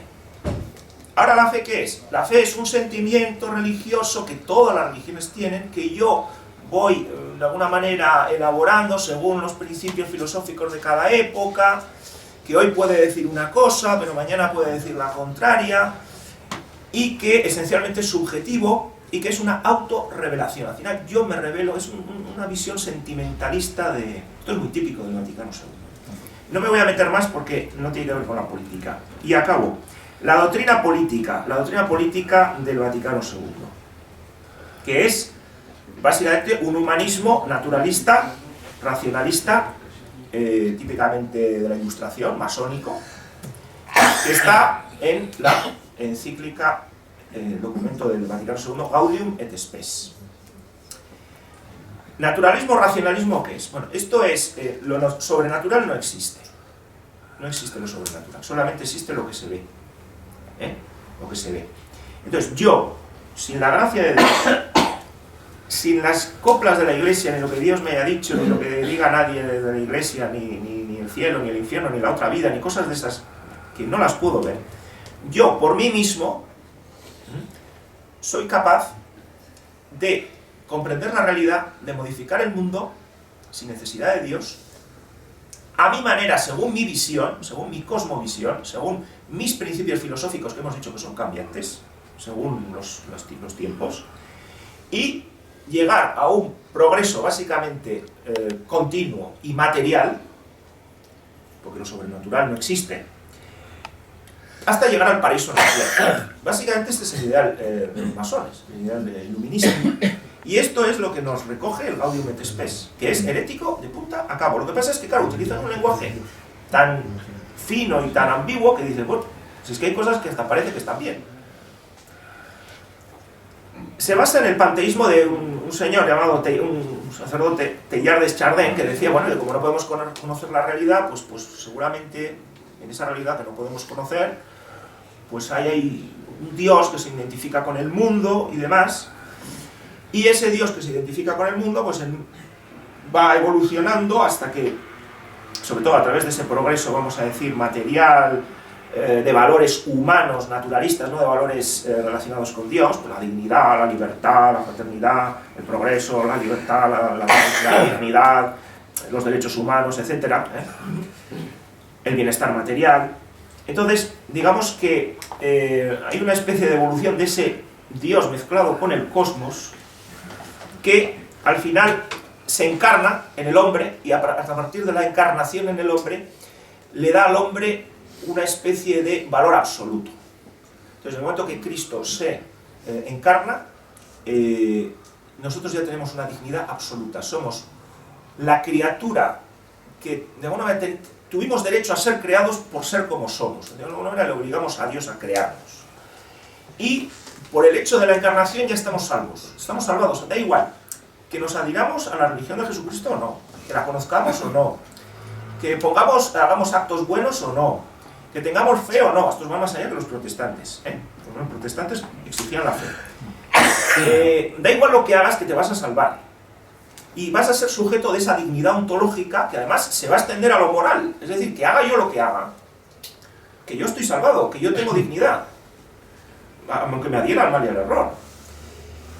Y por si fuera poco, por la encarnación, o sea, y al final, claro, entonces, ¿Jesucristo para qué murió? Si yo ya estoy salvado, ¿no? Pues en balde. Por eso no hablan de la cruz, siempre hablan de la resurrección. Las cruces, el tema de la pasión y todo eso, siempre lo sacan, lo apartan. Ahora, si os fijáis, todo este tema de las iglesias nuevas es todo Jesucristo resucitado, no Jesucristo en la cruz, crucificado. Pues claro, si ya estamos salvados, ¿para qué murió? Esto es un poquito la idea de la idea política del Vaticano II. Es un orden, se busca un orden mundial basado en la naturaleza humana, ¿no?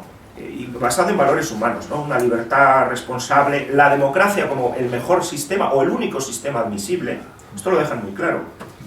Hemos dicho que estaba condenado con San Pío X, la democracia. Bueno, entre otros.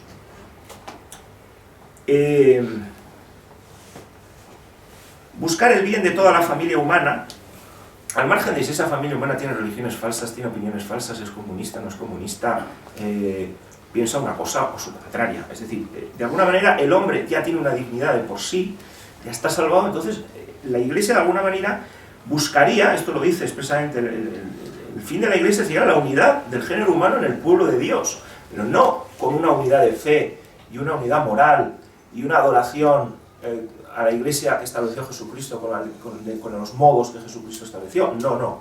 Simplemente la unidad del género humano. Así, de tipo masónico. Con un progreso de valores humanos, de bienes humanos. Esto son las teorías del liberalismo católico de Lamennais. Ausencia absoluta del sobrenatural, es decir, el Concilio Vaticano no solamente el Gaudium et Spes, no habla de lo sobrenatural para nada, ni del infierno, ni del cielo, es todo aquí, naturalismo, racionalismo. Una concepción subjetiva de la política, digamos que la política se tiene que hacer por sentidos interiores de justicia, convicciones fundamentales, diálogo también, el diálogo entre los diferentes, es decir, o sea, aquí no tenemos que aprender lo que nos dijo Jesucristo, lo dice la Iglesia, aquí vamos a llegar al conocimiento de la verdad. Ojo, que la verdad además que no es la absoluta, sino que la tenemos en parte, que esto también es una barbaridad filosófica, la verdad se tiene o no se tiene, eso de la verdad plena y la verdad parcial y la verdad absoluta, eso. Y bueno, a través del diálogo con otras religiones, con los comunistas y demás, pues podríamos llegar, ¿no? Como decía el Buber, que era un judío, que había que dialogar, ¿no? Dialogando se llega a la verdad, con Jesucristo y su Iglesia no, y con la razón humana, dentro de los parámetros de la recta razón, tampoco, ni con la gracia de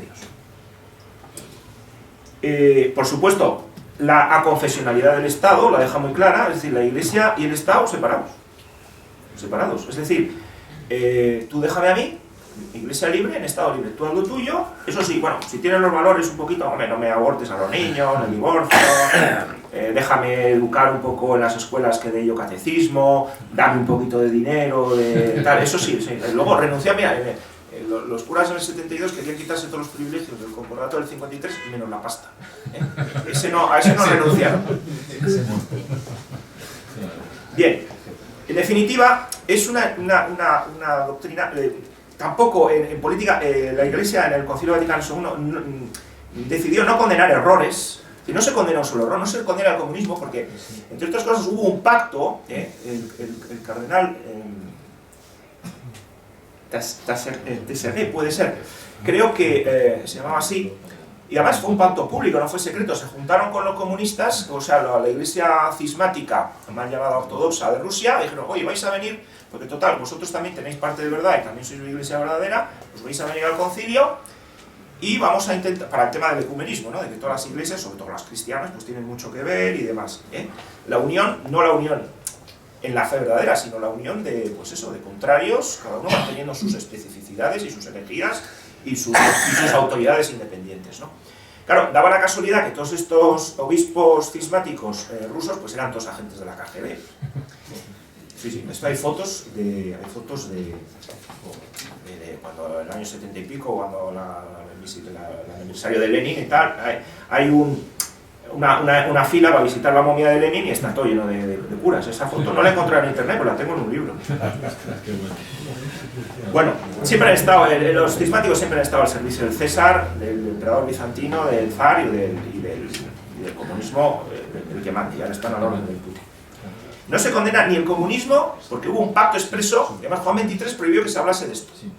El pacto de Metz, se llama, la ciudad de Metz, que creo que está en Alemania, o en Alsacia, o por ahí, o en Francia, no lo sé exactamente. Y en el pacto de Metz se dijo, no se va a tocar el tema del comunismo. Y no se habló del comunismo ni se condenó. No se condenó el hedonismo capitalista. No se dirigió ninguna encíclica a ningún país católico que estaba absolutamente podrido de democracia cristiana, como Italia, como Francia, como España, perdón, como Bélgica. No se hizo en su momento con Hitler, no se hizo nada de eso. Bien, se condena la guerra, es una cosa curiosa. O sea, tradicionalmente la Iglesia ha dicho la violencia, todo lo que sea violento, ¿verdad?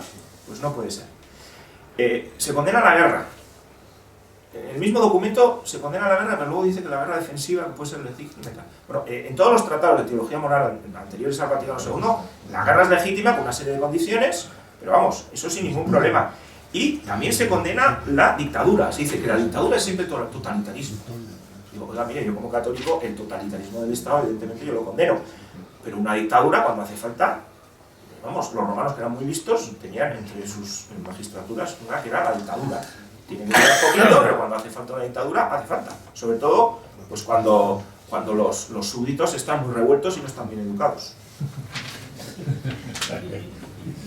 Bien, acabar simplemente 5 minutos con lo más bonito de la última... Son todas por el estilo, pero esta es la más, a mí la que más gracia me ha hecho. Para que veáis un poco cómo piensa la conferencia episcopal, ¿no? La Iglesia que peregrina en España, iluminada por el reciente Concilio Vaticano II, superando cualquier añoranza del pasado, malo, colaboró decididamente para hacer posible la democracia. O sea, esto es obra nuestra. Con el pleno reconocimiento de los derechos fundamentales de todos.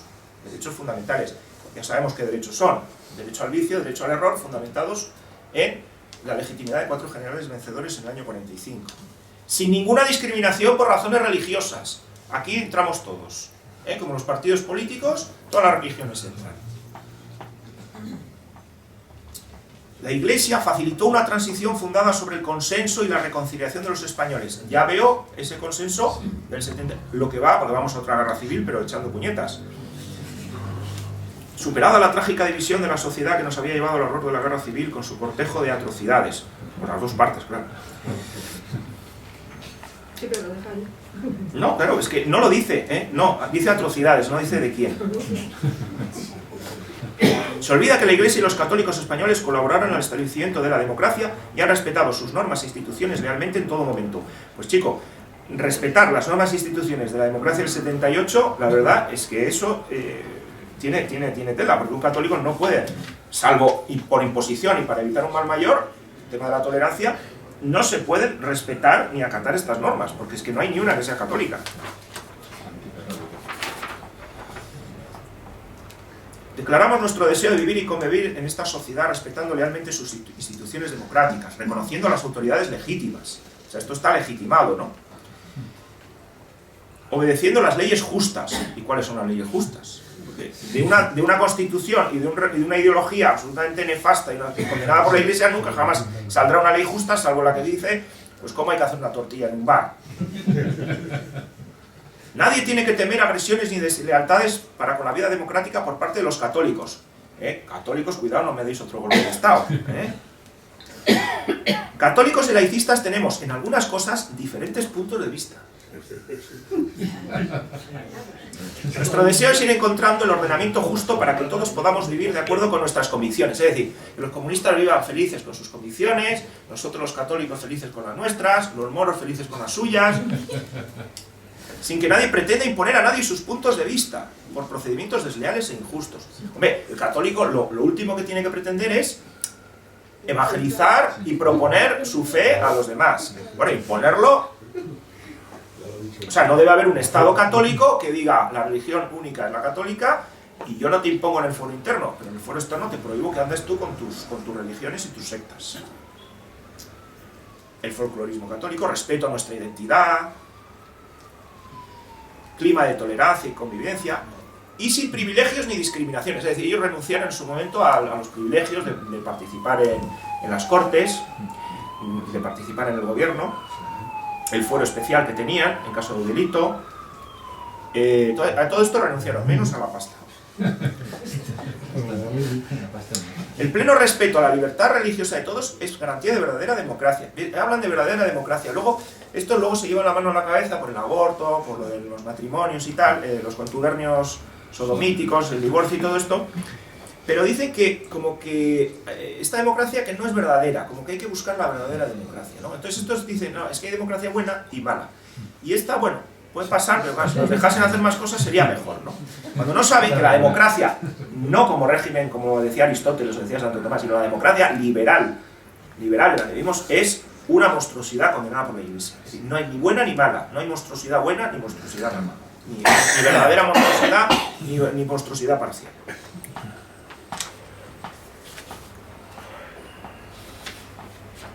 Esa parida de la conferencia, ¿de qué año es? Esto es lo más reciente. Sí, ¿cómo se titula?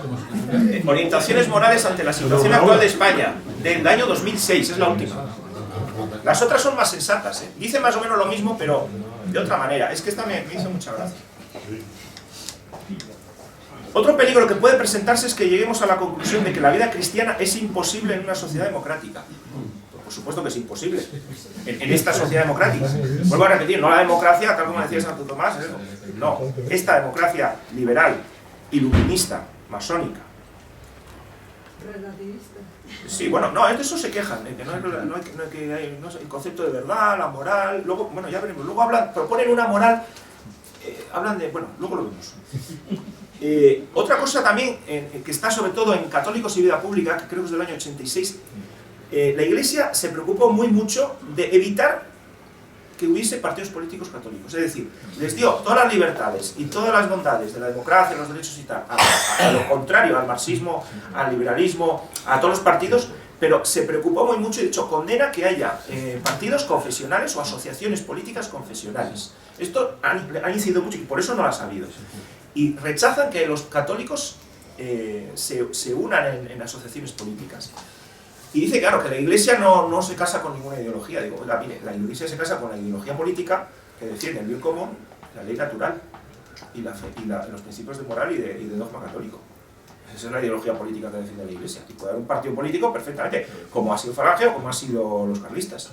Cada uno con sus diferencias, pero bueno, pero todas legítimas, ¿eh? O carne o pescado, esas diferencias son legítimas. Lo que no es legítimo es comunista o católico. Y ponerlos a todos en igualdad en la calle, ¿no?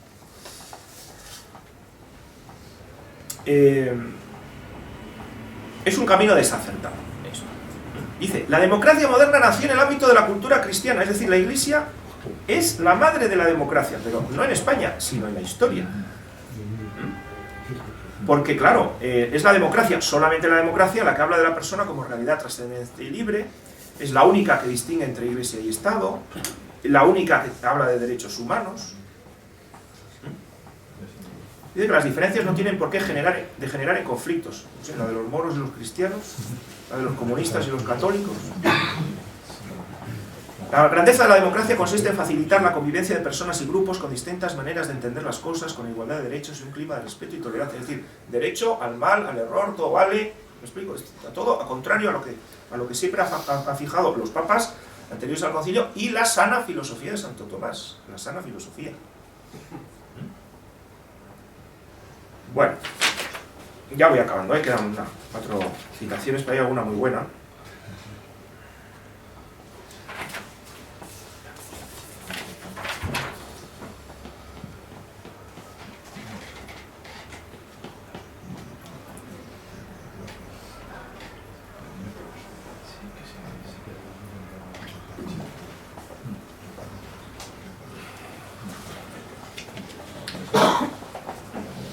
No se puede confundir, esta es buena, no se puede confundir la condición de aconfesionalidad o laicidad del Estado.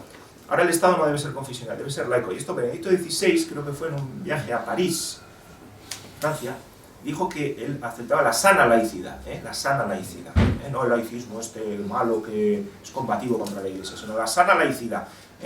Iglesia libre en Estado libre, el liberalismo católico, condenado. Que me dejen a mí hacer, y tú luego también dejas a los judíos, a los moros, a los budistas, a todos los demás. No se puede confundir la condición de aconfesionalidad o laicidad del Estado con la desvinculación moral y exención de obligaciones morales objetivas. Ah, muy bien, objetivas. Ahora, ¿cuáles son esas obligaciones morales? O sea, ¿cuál es el fundamento objetivo de la moral? Dice, al decir esto, no nos referimos a la moral católica. No pretendemos que los gobernantes se sometan a los criterios de la moral católica. Digo, joder, pues un católico debería pretenderlo, ¿no? Que el Estado se rija por la moral católica, que es la única que tiene fundamento. Es la única que distingue correctamente entre el bien y el mal, y la única que tiene una fundamentación eterna y fija, que es Dios. Y la naturaleza de las cosas en la razón de Dios. Pero, o sea, no vamos a hacer una moral católica, sino un conjunto, los gobernantes se deben someter al conjunto de valores morales vigentes en nuestra sociedad. No sé si se referirá a los católicos, o se referirá a otros, o a una moral de consenso, o a una moral de circunstancia. Como resultado, ahora ya nos lo deja claro, de la contribución de los diversos agentes sociales, es decir, moral de consenso. Es decir, aquí se tienen que juntar los comunistas, los moros, los judíos, los católicos, los ateos, y llegar a un consenso sobre cuáles son los valores morales vigentes en la sociedad, y el Estado, laico, se tiene que someter a esos valores de la moral de consenso, pero no a la moral católica. Esto, vamos, esto es una herejía, pero como una catedral. O sea, esto se carga la moral católica. Es decir, no, además no pretendemos que el Estado siga la moral católica. Pero bueno. Y un objetivo fundamental, mejorar la democracia.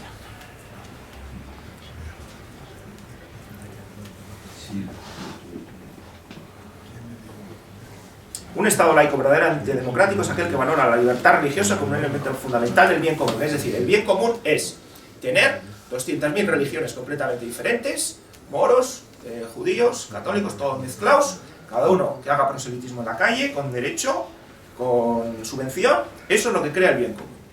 Eso sabemos en la historia que lo único que crea es guerras de religión. ¿Por qué? Porque es que son elementos absolutamente contradictorios que no pueden convivir en una sociedad. Salvo que haya una que se imponga y dos que estén toleradas, metidas en sus guetos como en la Edad Media. Sin que el Estado intervenga ni a favor ni en contra de ninguna. Respetamos a quienes ven las cosas de otra manera. Ya acabo. A ver, no se puede respetar a aquel que libre y conscientemente se adhiere al error, porque no actúa conforme a la razón, actúa como una bestia y por tanto pierde su respetabilidad y su dignidad moral. Luego eso de que hay que respetar, no, respetamos al error, respetamos al errado pero no el error. Bueno, pues Dios abomina igualmente del pecado y del pecado. Eso dice el libro de la sabiduría. Aquel que libre y conscientemente se mete en el error y en el vicio y en el mal, ese pierde la dignidad moral y puede ser castigado. Y no hay que respetarle ni a él ni a su error. Otra cosa es aquel que, de buena fe, con ignorancia no culpable, en determinadas circunstancias, bueno, eso es otro tema. Pero el que libre y conscientemente actúa como una bestia, y se le puede castigar. Esto lo dice Santo Tomás bien clarito. Entonces, respetamos a los que piensan diferente. O sea, a los que quieren difundir en la sociedad el error y el mal, los respetamos. Solo pedimos libertad y respeto para vivir de acuerdo con nuestras convicciones. Es decir, dejadnos nuestro gueto y no nos matéis, ni nos hagáis mucha pupa y bueno, aquí nos quedamos, para proponer libremente nuestra manera de ver las cosas. Es decir, en el mercado aquí de las sectas satánicas, pues llega la religión verdadera con los mismos derechos y venga, yo aquí reparto también mis cromos. Sin que nadie se vea amenazado ni nuestra presencia sea interpretada como una ofensa, No vaya a pensar que vengan aquí algún falangista, algún carlista de estos desviados con una porra y empiece a partir la cabeza a los... Bueno, y acabo ya. Futuro, visión de futuro. Bueno, ¿qué va a pasar? Futuro, un segundo solamente. Está profetizado, Fátima, estamos en el centenario de Fátima. La Virgen dijo en el año 31, le dijo, quiero que me consagre, bueno, en el año 17 quiero que me consagre Rusia a mi Inmaculado Corazón. Y en el año 31 le dijo a Sor Lucía, si no consagráis Rusia a mi Inmaculado Corazón, diles a mis ministros que les pasará como el rey de Francia. Y a los 100 años de avisarle a Luis XIV para que consagrase Francia al Sagrado Corazón, a los 100 años, el mismo día, 100 años después, se le quitaron todos los poderes a Luis XVI. El tercer secreto de Fátima conocido, ¿cuál es? Un papa rodeado de obispos, de cardenales, que camina en una ciudad destruida rodeada de cadáveres, que sube a una montaña y es fusilado por un pelotón de soldados. Garabandal, el que quiera creer en Garabandal, volverá el comunismo a España, año 61, volverá el comunismo a España y la gente no se enterará de que ha vuelto, porque pensará que es cosa del pasado y sin embargo todo el mundo será comunista sin saberlo, tendrá una filosofía comunista, marxismo cultural. Y la Iglesia desaparecerá, el comunismo se impondrá en España, habrá una revolución sangrienta durante una semana, que será peor que la guerra civil, pero durará solamente una semana, por los muertos que hubo en la guerra civil, el martirio que hubo en la guerra civil, y la Iglesia desaparecerá completamente de España. Es decir, y acabo ya, la Iglesia debe, por todos sus pecados, debe pasar lo mismo que pasó su divino fundador. Pasión, muerte, 3 días de sepulcro y resurrección. Y yo creo que este año se empezará a ver algo. Sin más.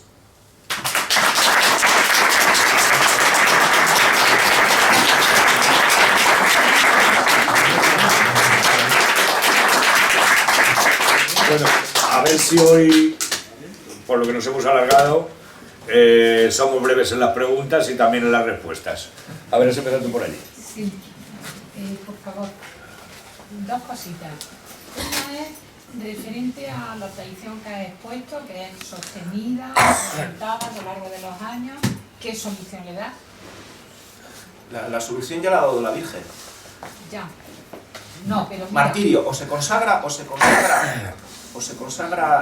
Rusia al Inmaculado Corazón de María, y Rusia, en el momento que esté consagrada, va a ser los nuevos cruzados, se van a convertir, y van a ser los nuevos cruzados que van a cambiar el mundo, y van a recristianizar el mundo, o si no, viene un martirio generalizado de la Iglesia. No hay solución. Esto no tiene solución humana.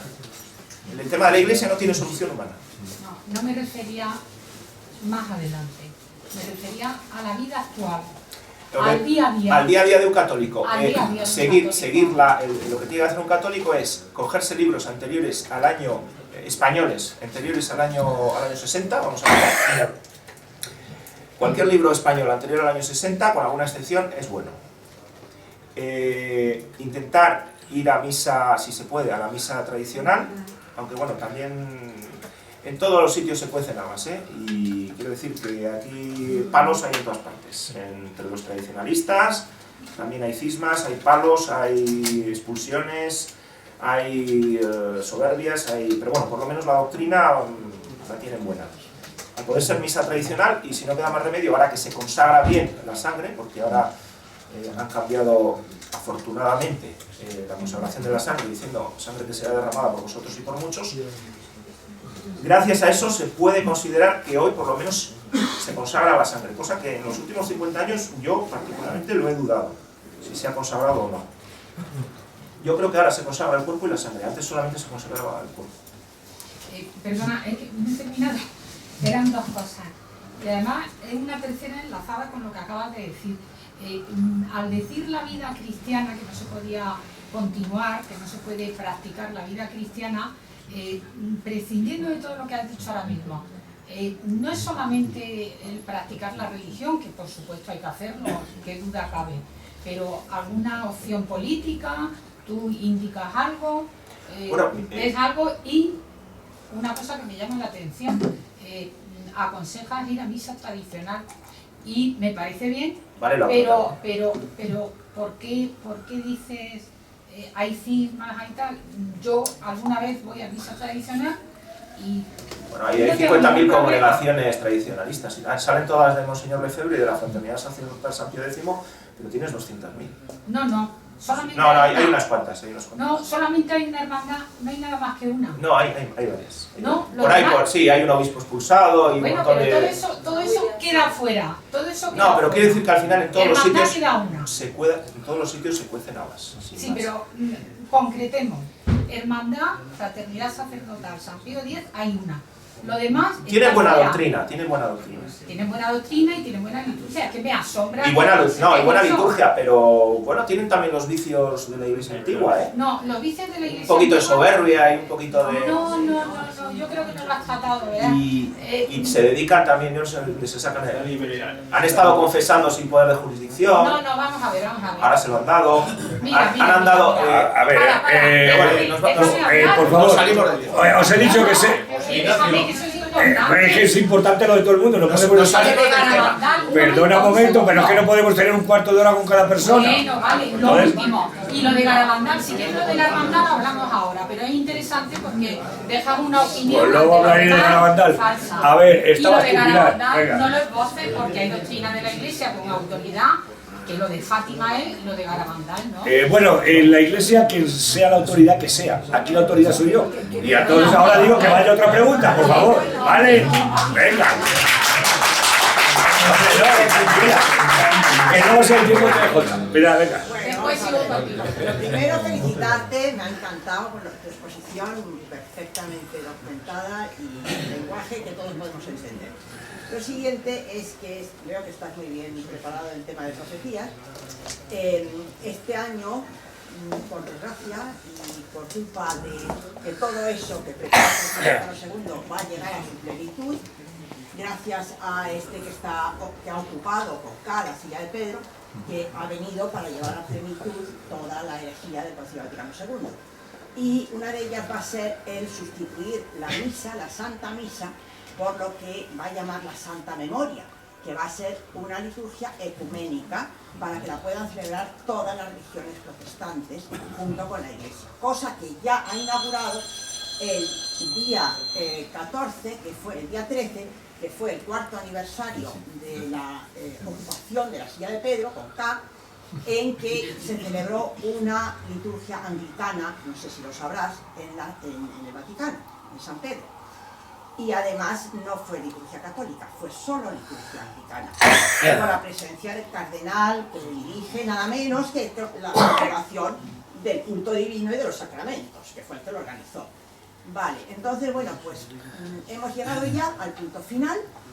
La Iglesia va a pasar, como dice el Catecismo de la Iglesia Católica, efectivamente, por la misma pasión que pasó Cristo, va a morir, no solo físicamente, porque nos van a matar a los que no estemos de acuerdo y no nos escondamos en las catacumbas a tiempo, sino doctrinalmente, como ya está muriendo, está agonizando contra las herejías terribles y blasfemias de este Ocupa que tenemos así a Pedro, y bueno, pues va a pasar por la misma pasión que pasó Cristo.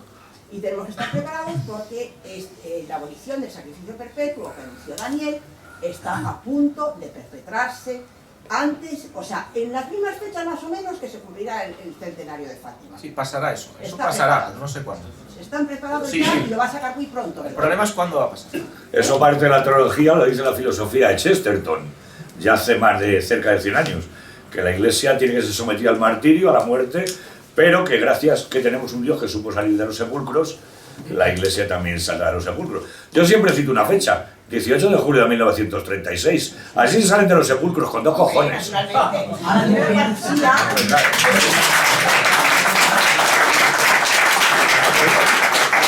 ver, espera, que quiero llevar el orden, tranquilo.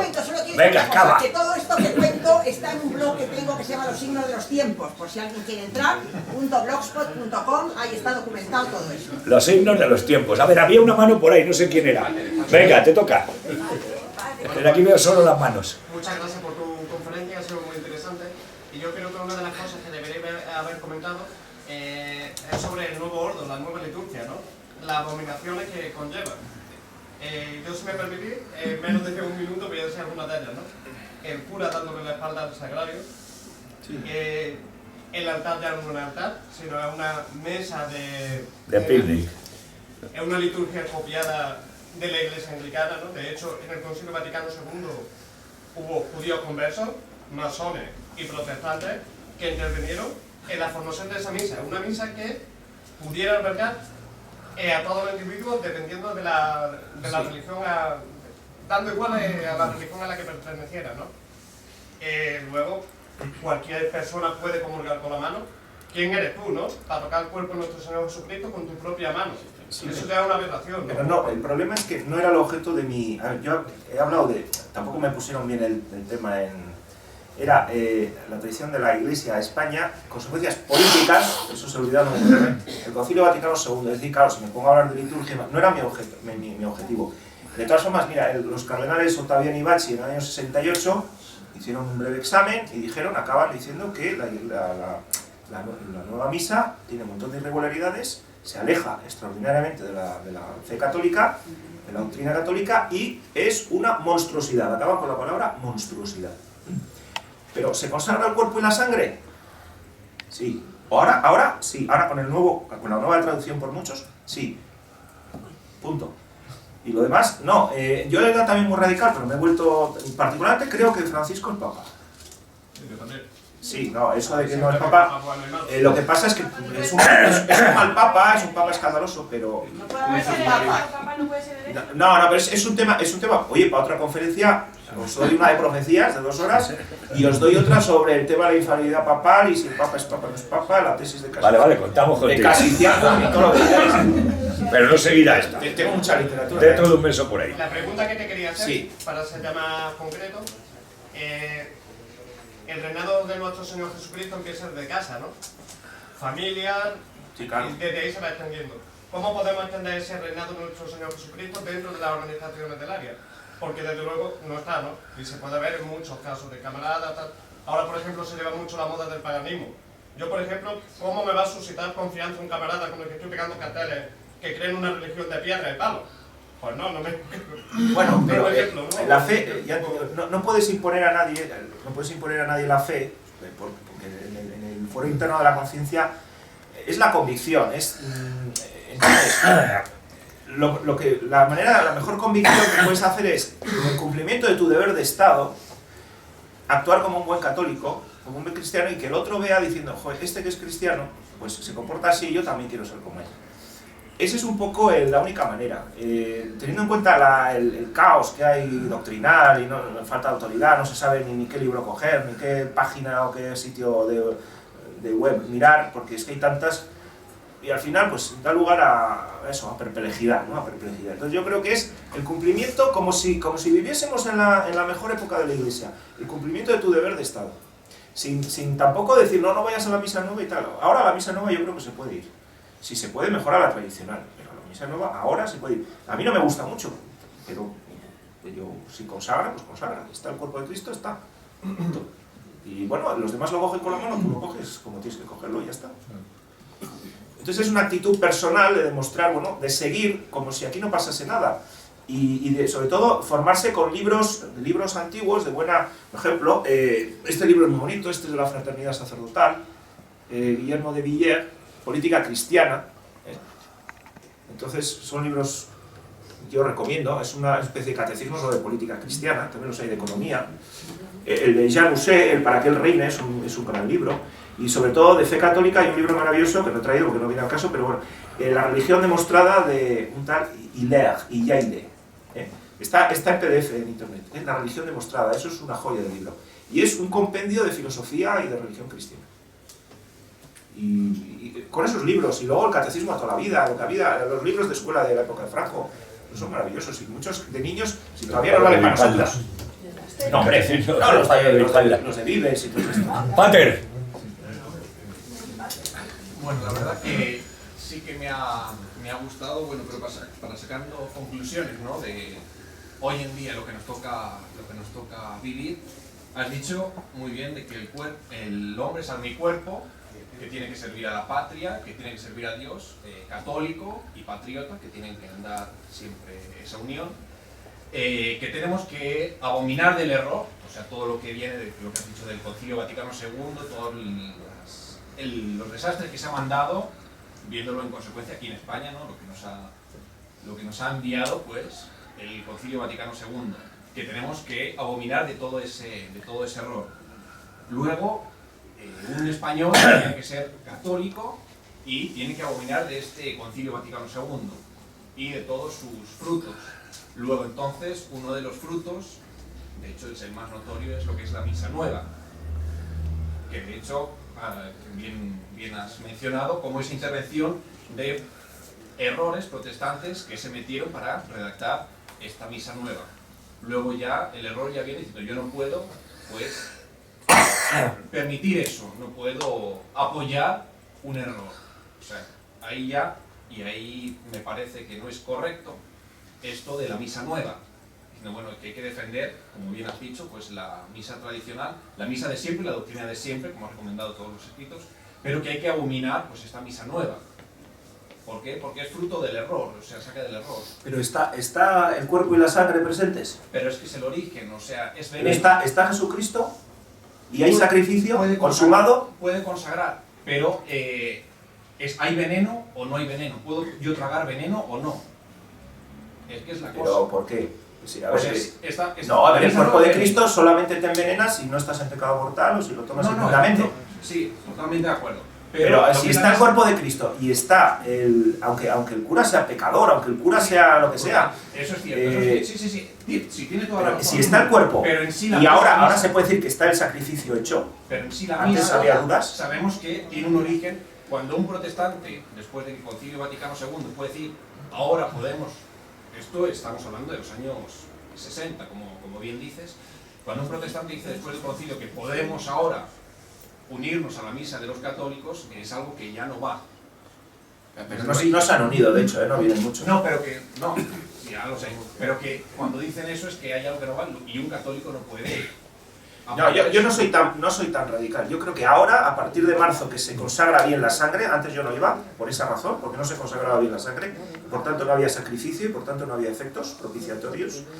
A partir de ese momento yo he decidido volver a la misa nueva, porque creo, sinceramente, en conciencia, que está el cuerpo y la sangre. Hay sacrificio propiciatorio, y ya sé yo que tiene 100.000 irregularidades, pero es que no tengo otra cosa. Si tengo otra cosa, prefiero la tradicional, pero es que yo solamente la tengo una vez al mes. Y si no me tengo que hacer 100 kilómetros. Sí, pero bueno, es el beber veneno. Bueno, no, yo no quiero hablar. Pero bueno, tampoco. Es el beber veneno, querer beber veneno. No, es bueno. menos malo beber más veneno. Bueno, y tampoco. Usted, por ejemplo, cuando celebra en el Unacum Papa Francisco. Yo no soy sedevacantista. Pues usted está nombrando en la Santa Misa a un hereje, ¿no?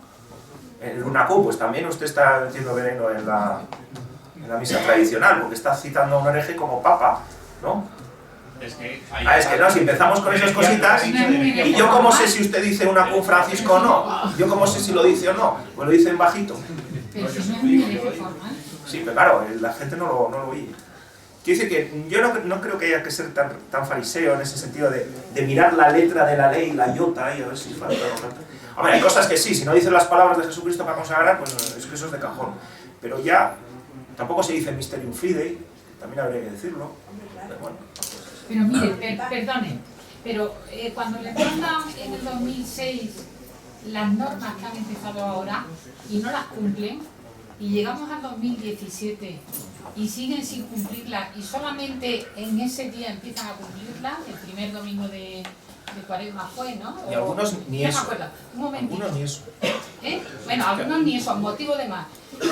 Puede tener la seguridad puede tener la seguridad de que tiene la intención de consagrar, que tiene la Iglesia? Pero yo no puedo saber la intención de un sacerdote. Entonces, Por eso. A ver, una señora... La fe suple, Mari Carmen. No, la Iglesia suple, porque lo que no podemos saber... Lo ha revelado. A ver, Jesucristo te puede dar las gracias que te da la comunión, te las puede dar sin la Pero comunión. vamos Sí, pero acabando, entonces no Pero bueno, necesitaría la comunión. Quiero decir que, a ver, las viejecitas que iban antes, cuando no se consagraba bien la sangre, no recibían las gracias del cuerpo de Cristo. Pues yo creo Si que no sí. estaba consagrada, evidentemente no. Venga. Pero Jesucristo hace sus cosas a su A ver, manera y por donde Pues él disculpa, entonces, Eric, Jesús, Eric, acabamos Oye, hay contigo. comunión espiritual, ¿no? Bueno, Y pero también no hay acto de para contrición, no la hace misa. falta ni comulgar ni confesarse. No, pero entonces no vamos a la iglesia. No, pero hay métodos también espirituales. No, Bueno, la comunión acabamos espiritual. contigo, Una Jesús. pregunta, porque claro, estos temas son Sí. muy polémicos y... Se alejan un poco también de la conferencia que iban por otro lado. Claro. Bueno, es porque él ha mencionado una cosa. Venga, por favor, Jesús. ¿Tú crees que el actual Papa acabará reconociendo el sacerdocio de las mujeres? Porque se supone que cada vez le da más importancia a la participación de las mujeres en la Iglesia y ha hablado... En fin, No tiene base histórica. No, ya. No tiene base histórica para defender por el tema de las diaconisas y tal. No hay base histórica para meter a la mujer, vamos a decir, por la puerta, una puerta decente, ¿no? Para meter a la mujer como sacerdote. Lo que sí hay razones históricas es para quitar el celibato. Yo creo que primero se va a ocupar del celibato. Y ahí sí que hay razones doctrinales y prácticas antiguas, y de hecho hay maronitas libaneses que están casados y son católicos. Yo creo que va primero el tema del celibato. Y lo otro no creo que lo haga, lo de las mujeres, porque es que no hay base. Además es de derecho divino, porque el celibato no es de derecho divino, es disciplinar. Pero lo de las mujeres sí, porque Jesucristo eligió 12 hombres. Entonces, claro, y luego, hombre, pero también había mujeres, pero tenían otra función. Bueno, pues os recuerdo, próxima conferencia, viernes 24 de marzo, situación de los cristianos en Oriente Medio. Será la exposición por el padre Mati, que es un arzobispo de la iglesia de Antioquía. Me figuro que nos va a contar muchas cosas de sangre, hablando de sangre. Y el martes, a ver si podemos estar el mayor número posible de nosotros en el Ateneo, a las 6:30 de la tarde, en la calle del Prado 21, que van a hablar Carlos Mas con... Artur Carlos Mas. Es que también lo pensando. El Artur Mas, con el que es el nieto del comandante del batallón Alburquerque, el héroe de África, o sea, con García Margallo. ¿Con Margallo? Sí, con García Margallo, que el gran ministro español. ¿El gallo Margallo? Sí, sí. Pues muchas gracias a todos y nos vemos el próximo día.